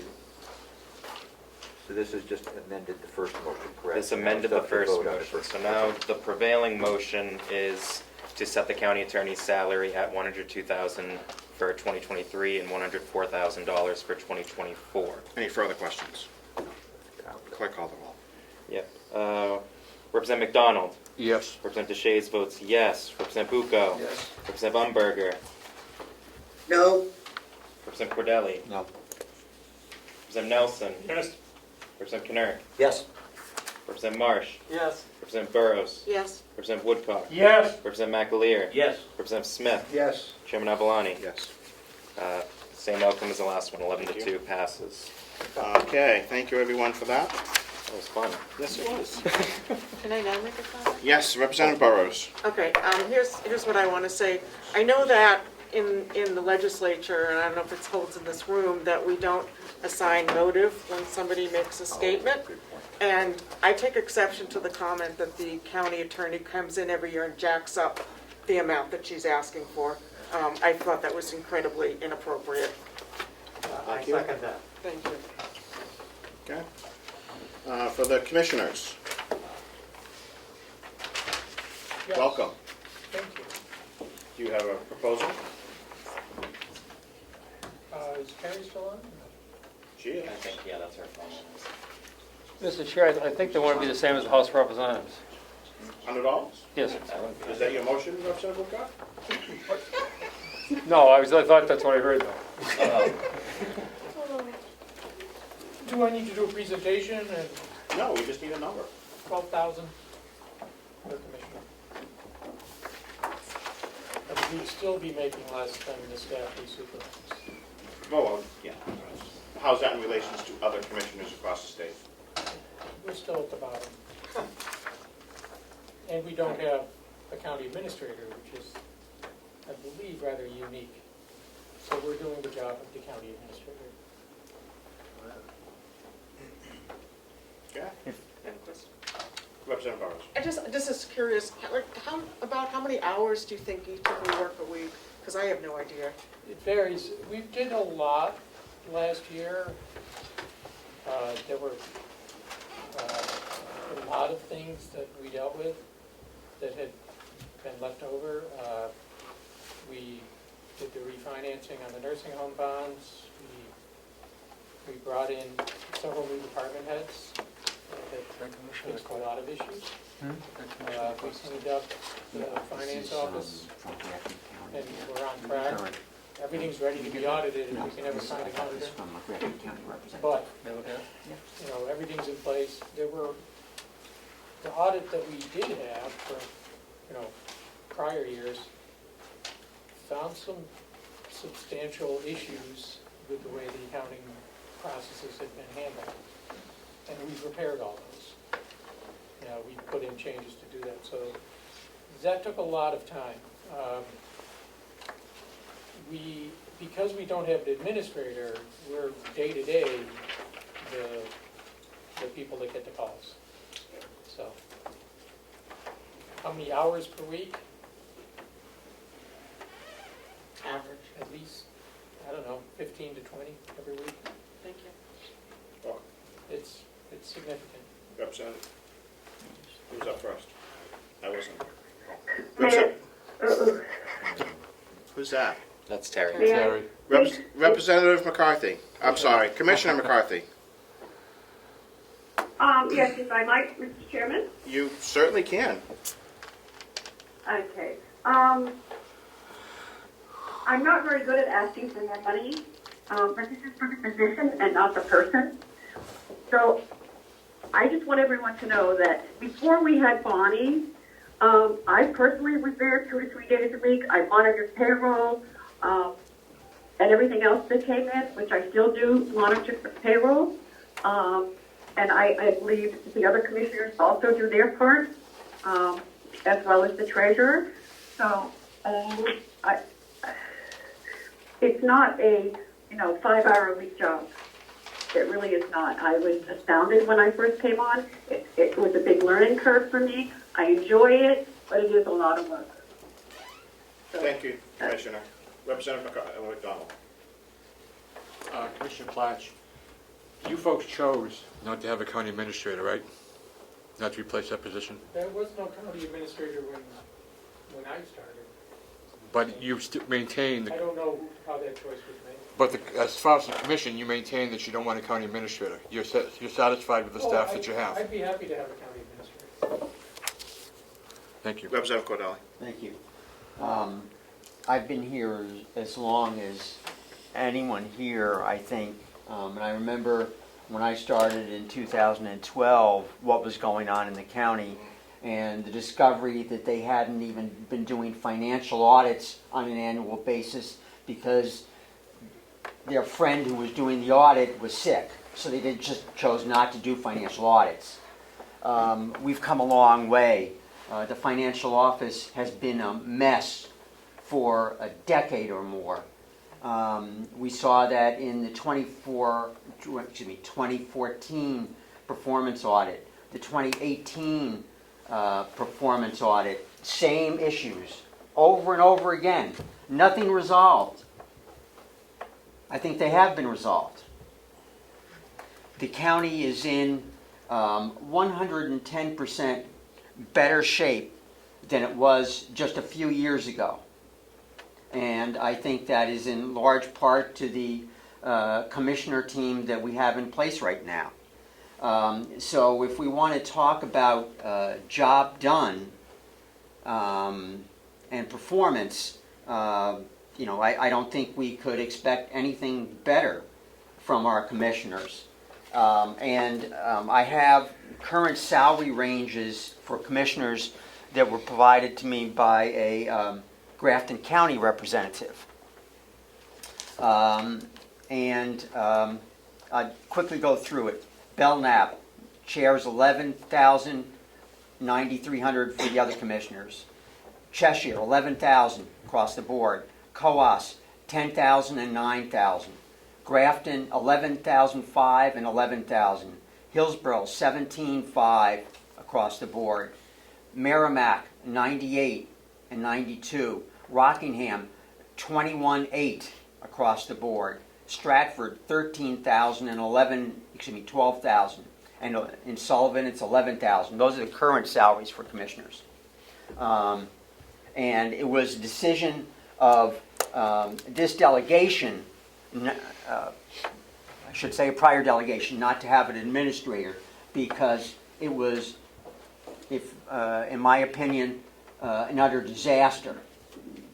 And it cost the county millions of dollars. It cost the taxpayers millions of dollars. So it was a blessing when we were able to eliminate the administrator position. And the work that has been done by the commissioners, as both commissioners here mentioned, I think has put us in the position we need to be going forward to provide a reliable county operation for the taxpayers of this county. So your motion is? I will move 12,000. Thank you, Representative Umberger. Do we have a second? I'll second. Thank you, Representative Cordelli. Representative Shazian? Point of information, Representative Kennard? 12,000 for all the positions or for Yes. the chair? Both. It would be my understanding, is that the maker of the motions? Yes, for all three. We would only be able to do the two that are coming up for elections, Right. Representative Oh, Umberger. right, yeah. Yeah. This is for whoever's running Thank you. next time. Representative Kennard? No, that was That was your question. Yeah, Okay, that was the question. beautiful, thank you. Representative McDonald? So does the person that's not running still make what she's making this year? That would be correct, because they have to go through their entire term for whatever is done. We don't have the ability to change that. We've already covered it. So should we give them a cost of living increase for 24? Is that your motion? Is that your amendment to your motion, Representative Umberger? I just asked the question. If you would like, if somebody would like to do that, they certainly can, but I'm not going to tell you, I'm not going to tell you what your motion should be. I agree, but no, that was kind of facetious on my part. I apologize. Thank you, Representative Umberger. Representative Woodcock? Thank you. I'd like to respond, if I may, to the dialogue that Representative Cordelli made.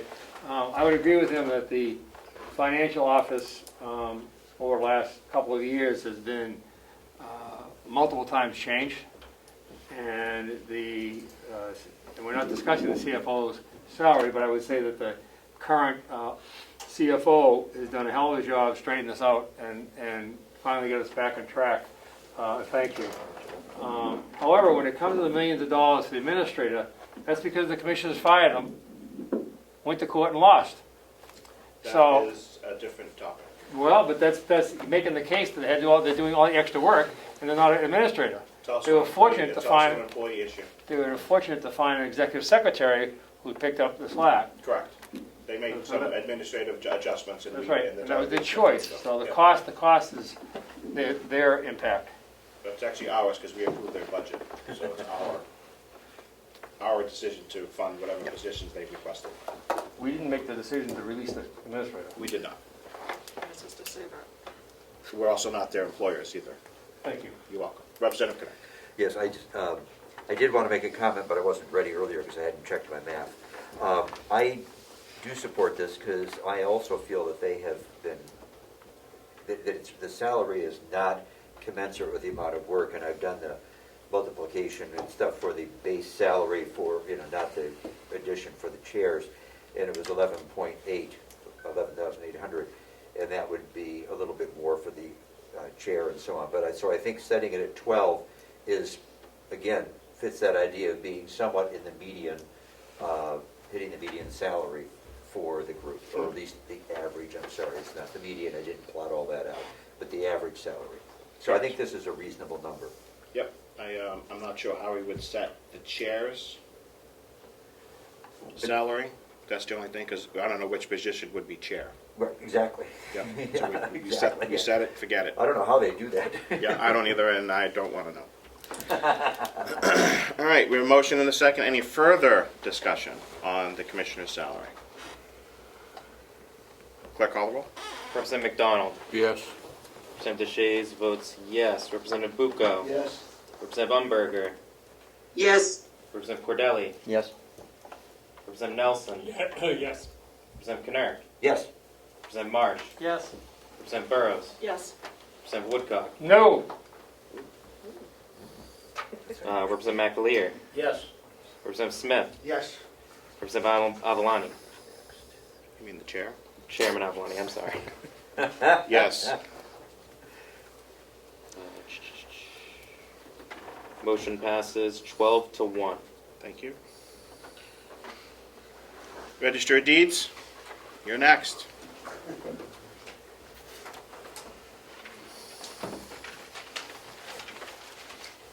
Thank you. I have copies of what I've sent you all by email, if anyone would like a copy. Anyone else? I read it. Thank you. There you go. I read it, but I won't like to reference. Thank you. Sure. I have electronic.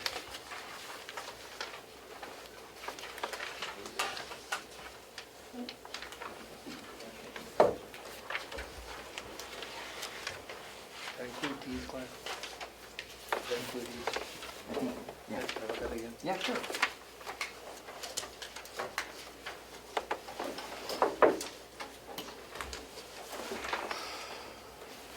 Thank you. These need to be more. She was on. Do you want her? Go ahead. I think that- Here, like you speak? No, here. No, I wanted your proposal. I have hard copy. I don't like the email crap. Oh, I'm Yeah, sorry. He has it. I gave him mine. They're good. Anyone else need one? Please. Yeah, I'll take one just because I don't have to go look it up. I've got it. Representative Kukoc? That's how I want it to be. If you stick to the median, that's how I want it to be.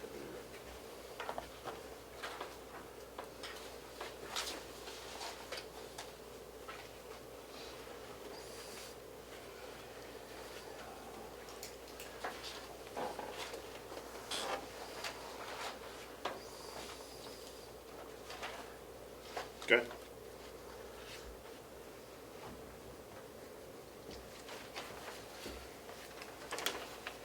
Thank you, Mr. Chairman.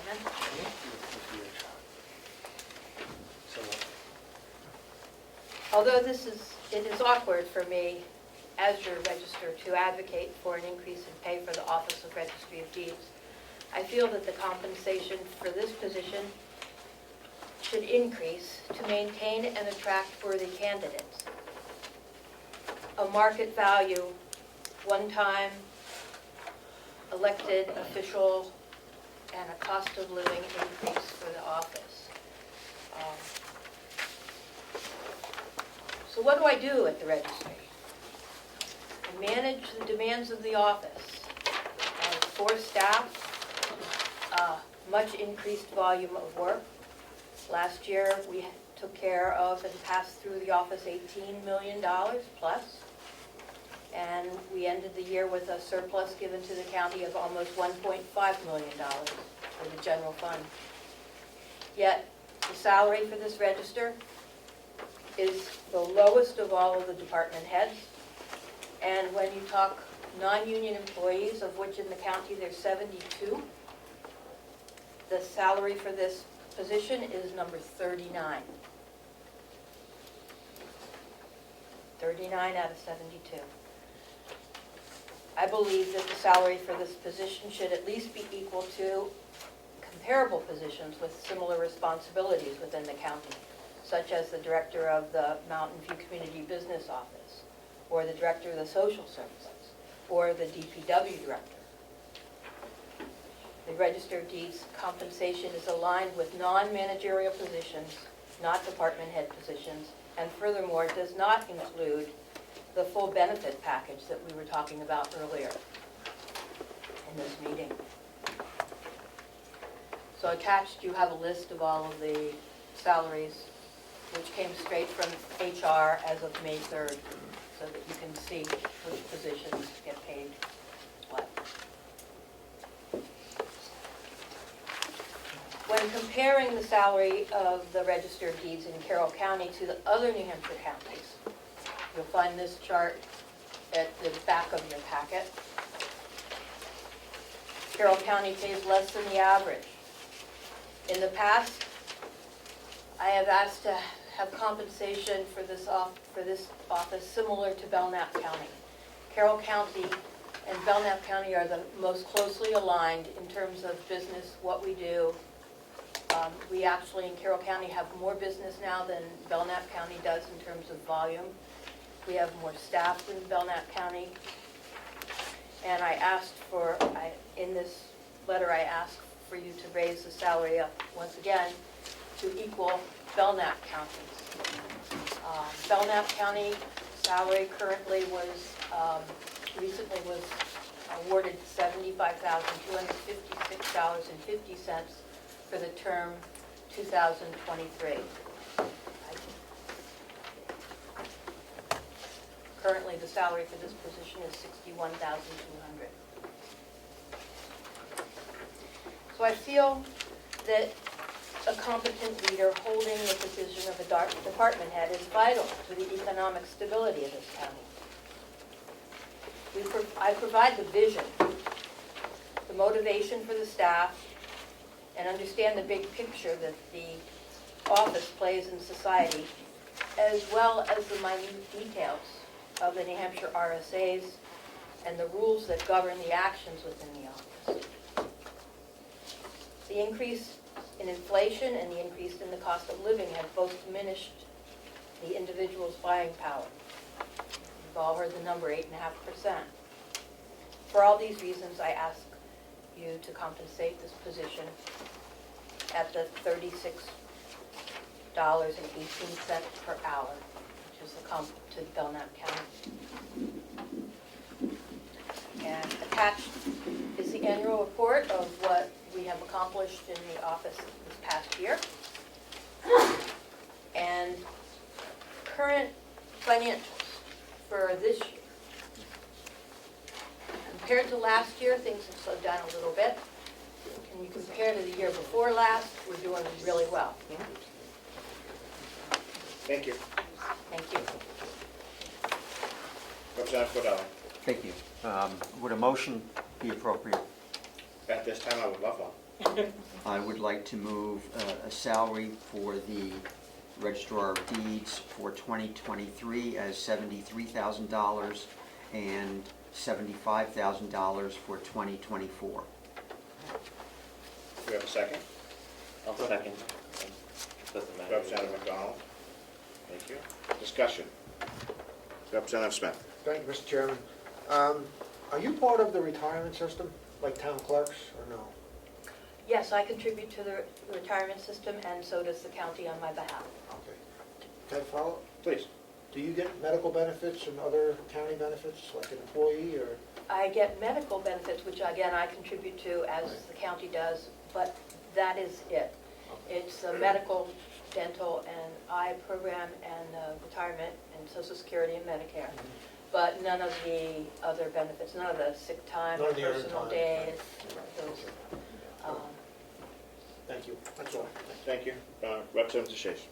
I'm just going to make a comment to the motion, very similar to what I said. Well, thank you, Mr. Chairman. Very similar to what I said about the county attorney. I think it's important to set not only a competitive market rate salary to attract, to retain current well-performing elected officials, but for the future, obviously, you won't be here forever, and you're doing a wonderful job, really revamping the Registry of Deeds office and getting all those, those archives and everything repaired with the project that we just bonded working with the commissioners, and I think you've done a great job.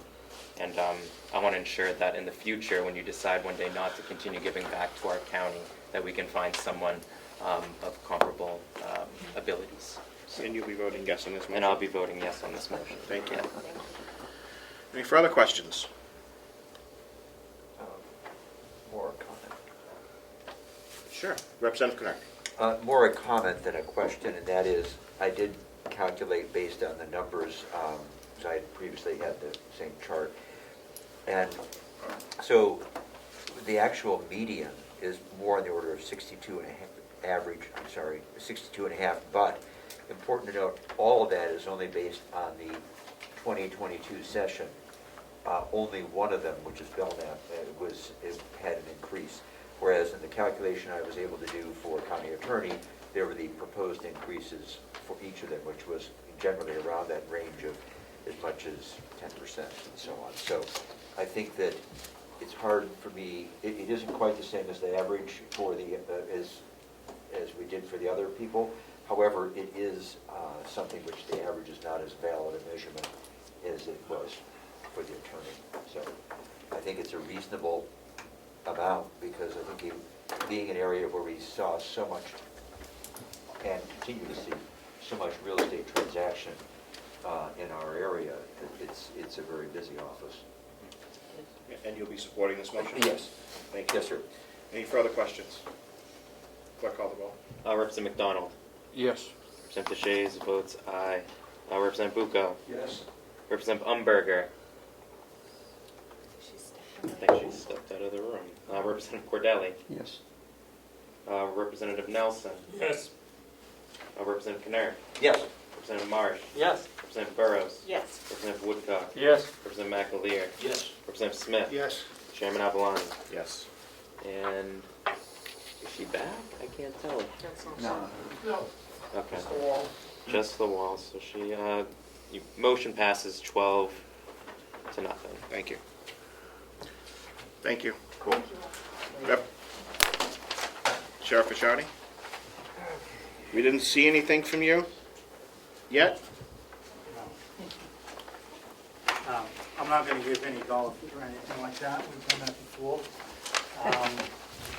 My argument or plea would be the sheriffs in a whole in the state are treated differently than their co-workers of the chiefs of police in the towns.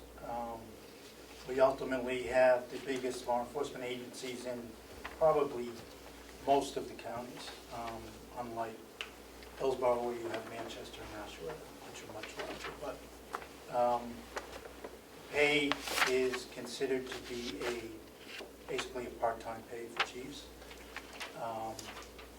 So in Carroll County, the town of Sandwich is paid $78,000. It's a two-man department, full-time, with a few part-timers. Town of Conway, which is about 23 officers and some administrators, administrative assistants, and a handful of dispatchers. I think they're about 110 at this point for salary for the chief. So you see a wide range. The Carroll County Sheriff's Office has about 45 employees. Includes the bailiffs, dispatchers, deputies, part-timers. So we are the largest law enforcement agency in Carroll County. I think the position is equivalent to a police chief in any one of these towns in Carroll County and across the state. I think the position should be treated as such as a chief of police and not as the state treats the sheriffs. That's my 2 cents. Thank you. Representative McDonald? I make a motion for 2023 of 80,000, and the following year 82,000. I'll second the motion. For discussion? Representative Woodcock? Thank you. First, thank you, and I know this is difficult last time was as well, I appreciate that.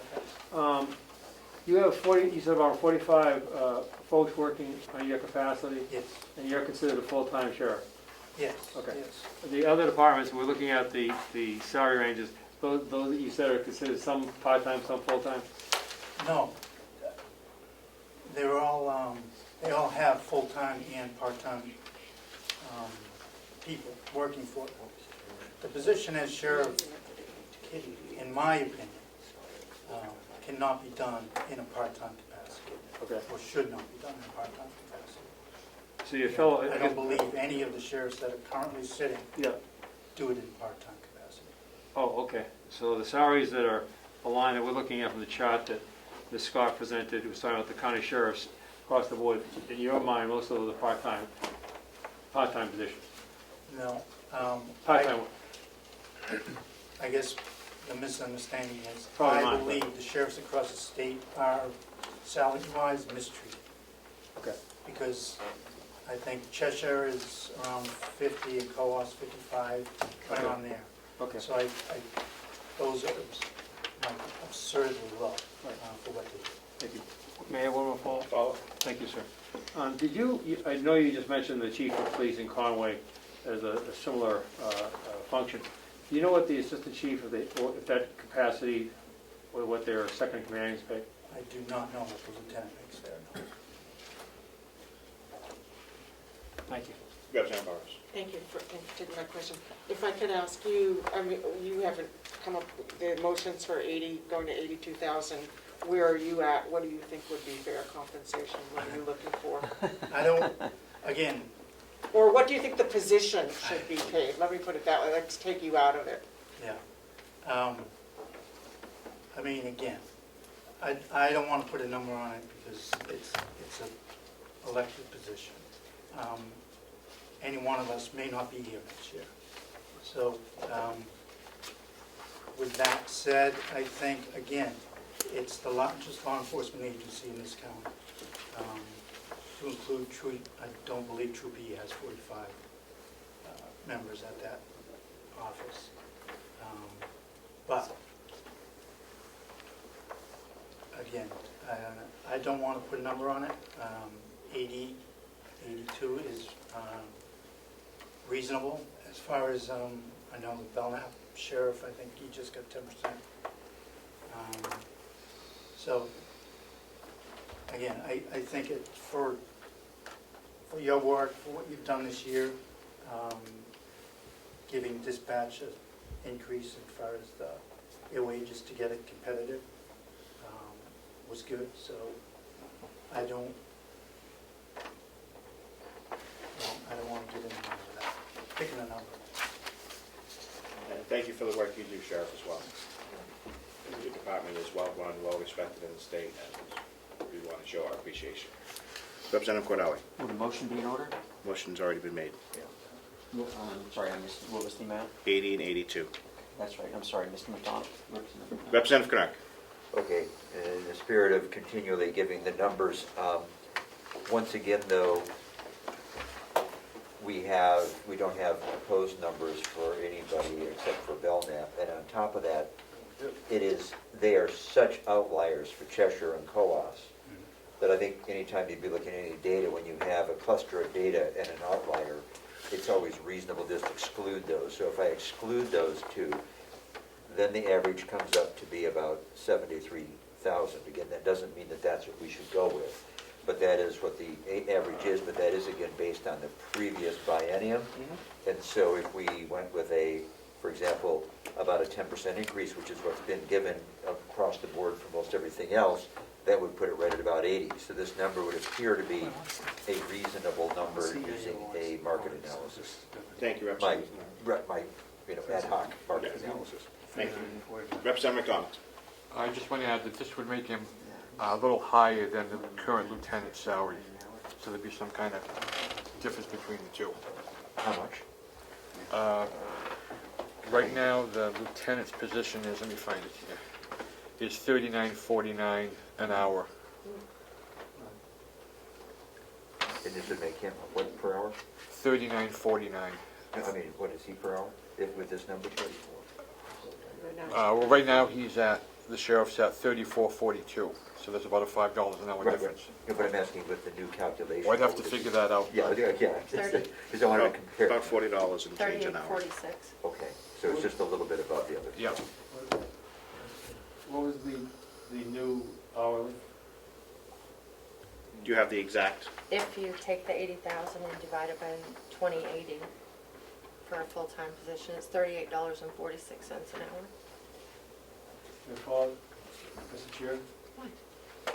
2080. 2080, okay, I thought you said 2880. Yeah, all right. Representative Woodcock. Thank you. Thank you. Mr. Seaman, do you happen, over there, do you happen to have the annual salary, unless the sheriff happens to know it, I'm having a difficult time converting hourly wage, the annual salary of the lieutenant, public record? Is that on there, or is it, what's Yeah, the it's, hourly? $39.49. No, that's salary, though, not the hour, John. Oh, you have to take it times 40, then 52 or something? 82,139. Okay, thank you. What's the recommendation on the floor? 80 and 20, 80 and 82. May I ask? Sure. So, Representative McDonald, what is that higher, the other person who's currently getting paid more? Rather than put it hourly, what is his salary and what is that compared to? This is effective, this is with a 2% raise. Sure. So $39.49 times 40. Oh, I'm sorry, I thought we had the numbers. That's what I was, 82,139. sorry. 82,139. So that's still the deputy? No, that's the lieutenant. Lieutenant. Second command. So the second in command would still be getting more? Yeah. It's just making it comparable with the second Yeah, command. but still more. Sorry, Mr. Chairman. Okay. Mr. Chair, I'd like to make an amendment, please. Make a motion for an amendment. I'm actually going to beat you to it, if that's okay. Oh, you can do it, as long as I agree with it. Representative McDonald, are you in agreement for 8284? Yes. So, No. No? No. Representative Woodcock, please Thank present your amendment. I'd like to make a motion, an amendment, that the annual salary for the sheriffs be $85.85, a 2-year term. You have a second? Second. Thank you, Representative Bowers. Any discussion?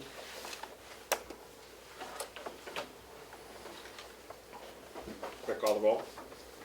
Representative McDonald, Yes. Representative Shays votes yes. Representative Bucco, Yes. Representative Umberger, still gone. He's out.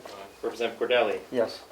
Representative Crawford, oh, she's out, my apologies. She had a 3 o'clock meeting. Yeah, Representative Nelson. Yes. Representative Kennard, Yes. Representative Marsh, Yes. Representative Burrows, Yes. Representative Woodcock, Yes. Representative McAleer, Yes. Representative Smith, Yes. Chairman Avalani. Yes. Passes unanimously, 12 to nothing. Seeing as that passed unanimously, will you call the roll on the underlying motion of 8585 that has been amended? Yeah, let me just make sure I have it updated for the record.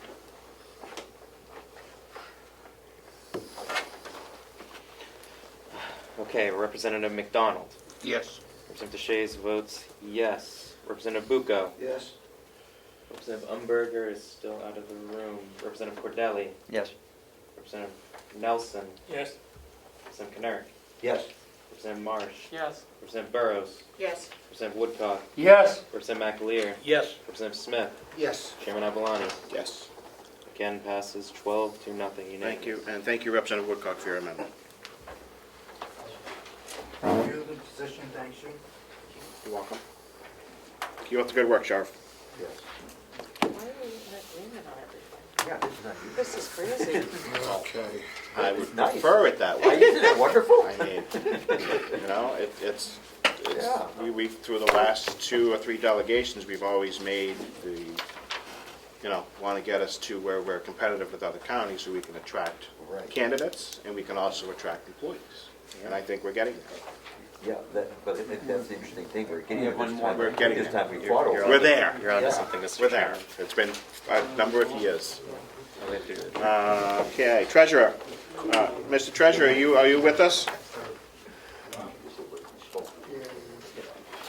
We can pass that.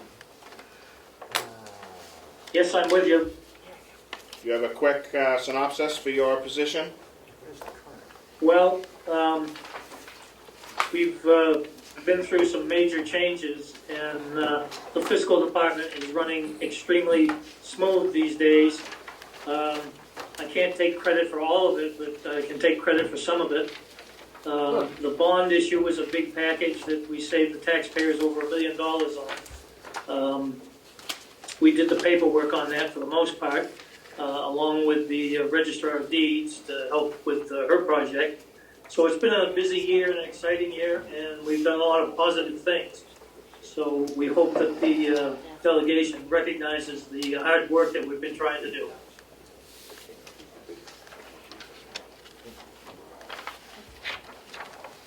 Okay, do we have a motion for the treasurer's salary? Representative Cordelli. Thank you.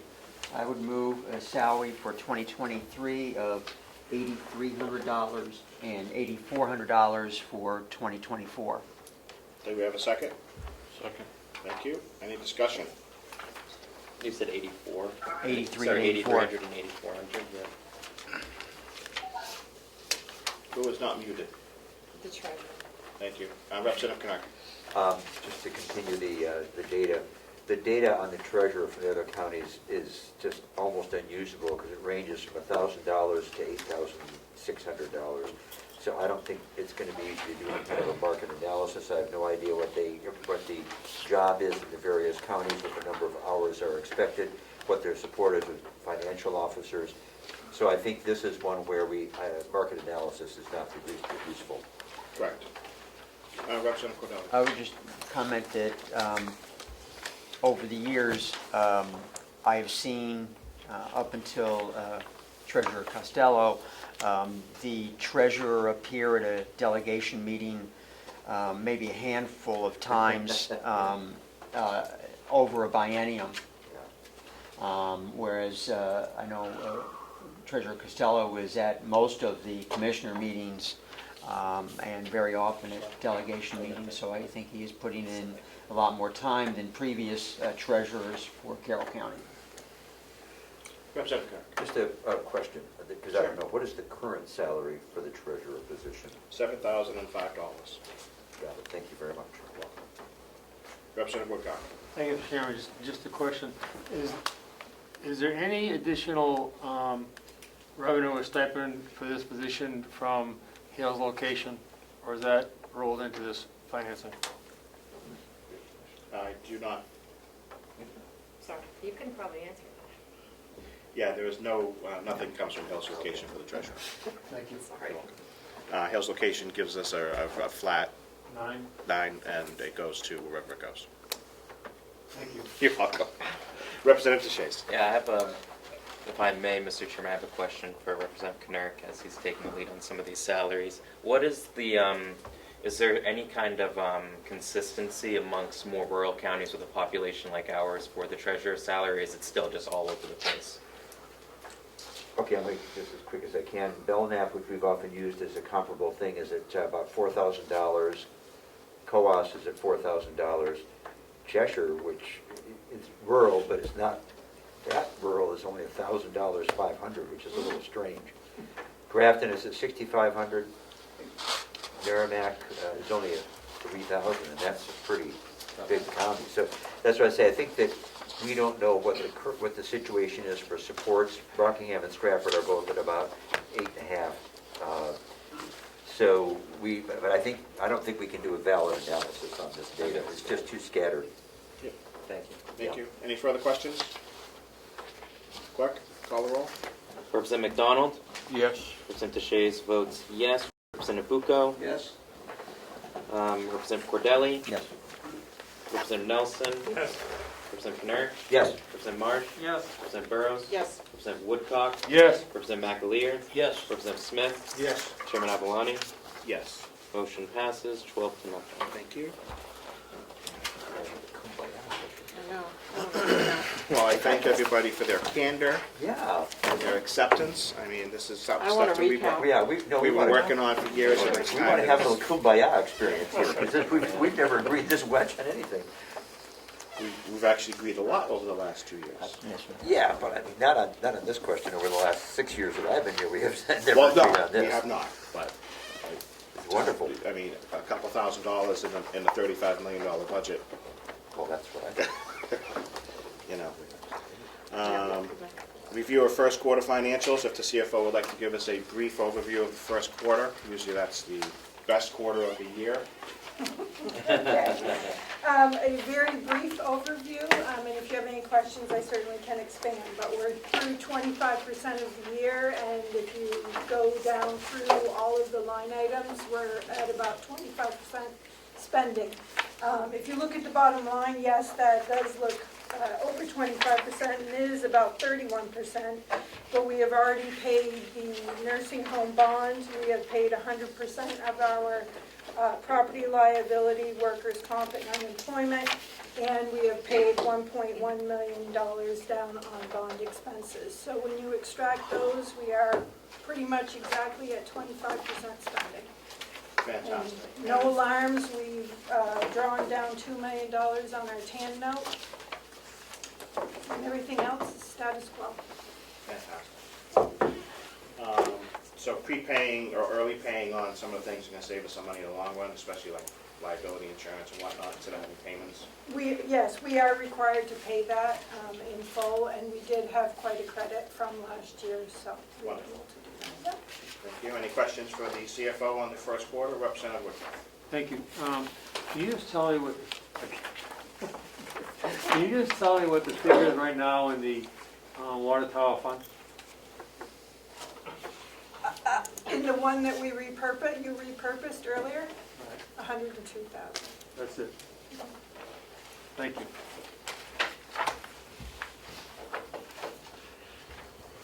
Representative McDonald. Just a general question, how are we making out on the audit? Is that going to go okay this year? Well, if we could find an auditor, I would absolutely say yes. We sent out about 55 RFPs. We have not found an auditor. The audit is ready to go. I have all the audit schedules. Everything's done. I carry it with me everywhere. I have it saved in 100 different locations. So as soon as I can find an auditor, we'll be great. Okay, what's the deadline? Well, it should be 180 days, so, yeah. Always on January 1st? Yeah, I mean, we're not gonna make that because even when we find an auditor, they're not gonna be able to do it that quick. So, So the problem is not closing the books or any financial paperwork on our end, obviously. the books are closed, have been closed, and work papers are ready to electronically send to an auditor when we find one. Fantastic. And that search is still ongoing? Yes, it is. Thank you, Representative Canark. Curious why we're having difficulty finding an auditor. Is it because we're not offering enough, or is it our bad reputation of folks like to work with us in the past? And the word got out to the community that we have not been getting data out in time? Well, what do you see as the reason why we can't get it? You know, it's a very comparable answer to why you can't find staff, the market. It's just an incredibly, auditors are inundated. A lot of auditors are leaving the field because of the requirements and the peer reviews that we have to go through, so a lot of CPA firms are leaving the audit field. Representative Cordell. Pass. Did that answer your question? Yeah. Thank you.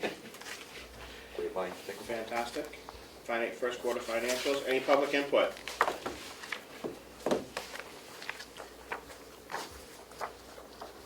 Fantastic. Bob is here. Yeah, I'm just flying along. Okay. Hey, Mr. Smith. If you have any questions for me, I'm here. Any update on the heating system? Is that going forward? Has that been? RFPs are out. Okay. You getting back?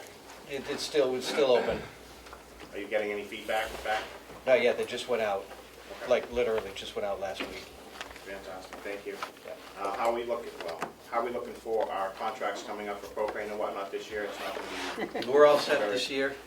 Yeah, we just signed in September for 2 years at 149.9. Ooh. So, yeah, Alright. yeah, we did well. We did well. We tapped into that? Good job. All right. Any other Bill's further gonna be able to business? suck it out of the tank. Do you need a motion or no? We will adjourn. You have to, line item. Yeah, we will. Executive, you want to do line item transfers? Executive committee hangout? Okay, can we do it now, because I need to get going and get back to work. I'll be right back. Who was on the executive committee? I'll be right back. We have two. They're attached to each other there. Hey, Lino? Representative Umberger. Yes. Karen has a question. Yes, Karen. Yeah, I'm sorry, I was out at a committee conference for a few minutes. Obviously, it didn't go well. That's where she is. Everything went well here. So what did we do on the salaries for the sheriff and the register of deeds? Sure, I'll have the clerk read it back for you. You want to know the treasurers too, Representative Umberger? Yeah. Okay, so for the county sheriff, we did $85,000 each year for 2023 and 2024. How much? 85,000. Both years. Okay, for both years? Yeah, for both years. Where's the registered deeds? So registered deeds, we did 73,000 for 2023 and 75,000 for 2024.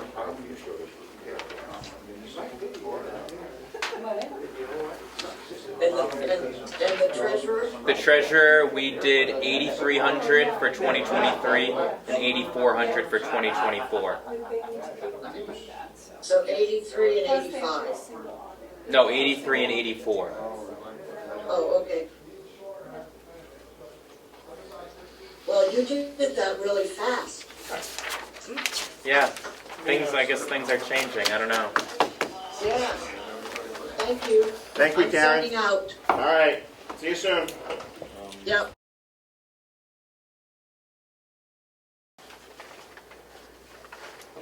Can I tell you something? I would rather you wait. Me personally? No, I mean, just, it has nothing to do with this. Oh, sure. The new accounting system Yep. is in, and we're processing transactions and getting ready to issue reports, so. Beautiful. We're going to keep the delegation up on that. Just another Sure. update. Yep. That'd be great. Yep. So Melissa will get it out to all of us. Sure. Thank you. Ready, Representative Bowers? We're going to be working on 2022-001. Meeting is already called to order. And since it's the CFO's request, she can speak to it. Yes, we moved, the payroll coordinator her salary and benefits were under the finance department, and when we hired a new HR director, we felt it'd be more appropriate that the payroll coordinator be under her budget. So we moved the remainder of her, which was needed in the HR budget, from finance to HR to cover that.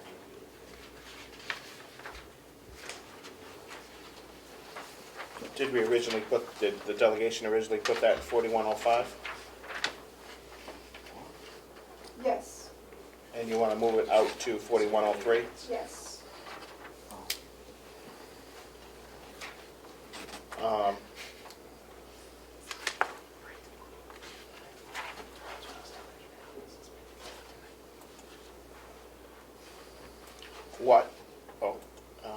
Any questions before I get started? What is the leftover in 4105? Oh boy, we did this so long ago, these numbers have changed considerably. I think we did this right at the beginning, oh no, we didn't, February, March. No, because if I may, if we're removing 100 No, we're only moving 30,880 from finance to HR, which is 24,911 is salaries, 1,800 is Social Security, 3,700 of retirement, and 450 of Medicare. Okay. So this is for the full year? Yes. the remainder of the year, yes. Is it a part-time position? No, it's not. We only transferred enough to cover the HR director, the payroll coordinator here at the county and at the nursing home, because the HR director did not start until April. Okay. Thank you. Any questions for the CFO on this transfer? Representative McDonald. Motion to approve request number 2022-01 in the amount of $30,880. I'll second. Thank you. Any discussion? Clerk call the roll. Representative McDonald? Yes. Representative Shays votes yes. Representative Burrows? Yes. Representative Nelson? Nope, Oh, just he's us. not on. Oh, Representative Bucco. Oh, yes. And Chairman Avalon, again. I was confused by Representative Nelson. So I thought maybe you replaced Representative Marsh. Yeah. Motion passes 5-0. Did you guys sign? Yes, sir. All right. What's this next one? This is the nursing. April 28th is more recent. When you're done with that, Vice Chairman can sign it. Thank you. Who signed the transfer? Does it look like we only have one commissioner's signature on it? And which, Number 2? Yep. They did vote 3-0 to approve it. I just did not get the other 2 signatures. Okay. And who was the second department head signing that? I did. Oh, I'm sorry, Matt Platch signed in the department head line instead of his own. Yeah. So there are 2 signatures on So it. do I have the original or do you have the original? You do. So would you like to sign this? Sure, I did sign one and give it to Melissa, but must be, I don't know. yeah, I can sign it. Thank you. Yes, I just want to make sure we have 2 commissioner signatures Yeah. and your signature to make sure that it is correct. Yeah. You can sign it after we're done with it. Any questions on the transfer? It looks like we're going back to some agency coverage from LNAs because of shortages, is my guess. Correct. Representative McDonald. Motion to approve request number 2022-02 in the amount of $27,540. I will second. Thank you. Any discussion? Tom? No. No, thank you. I'm sorry, Representative Bucco. Clerk call the roll. Representative McDonald? Yes. Representative Shays votes aye. Representative Burrows? Yes. Representative Bucco? Yes. And Chairman Avalon. Yes. Passes 5-0. It's 2 separate pieces. Okay. No, we don't have to sign the second one, just the first one. It's just, That's it's it, not, Mr. Chairman. not straightforward. Any further business to come before the executive committee? Anything else, Paul? I don't have anything else. Good. Here you go. Anything else? I just have, sorry. Anything else? Oh, no? He's asking. Oh, me, sorry, I thought I was watching Like, you Oh. say. There's a volleying there for a second. Okay. I just had a procedural question. So usually when the auditor, when the commissioners do find an auditor and they pass a resolution to hire that auditor, that resolution then goes on to the delegation. If that were to happen between now and September, before you anticipate meeting next, would we have to pull the whole delegation together, or can that be done by the executive committee? We've already approved one in January. So the resolution gives permission for the commissioners to hire a specific auditor. We did it last year when Batchelder was hired. She wasn't hired for this year, but we gave them one to hire for this year because they hired her. Rob's hired the new CFO. Okay. So there should be one on file that they can hire somebody when they find somebody, because this started January. Oh, yeah. Yeah, so I think we have one on They were already good live. then? They're covered, that they can just proceed with? I don't think that anybody in the delegation would give them any grief about finding an auditor. Okay. Tom, Representative Bucco, you think? No, No, okay. that's not okay. We will adjourn the executive committee, Yeah, there's no that's what I'm further gonna call. business. Oh, Thank you, everyone. oh. Thank Thank you, Representative Burrows, for tonight. 321. Just, I think we need a recount and everything, I'm stunned.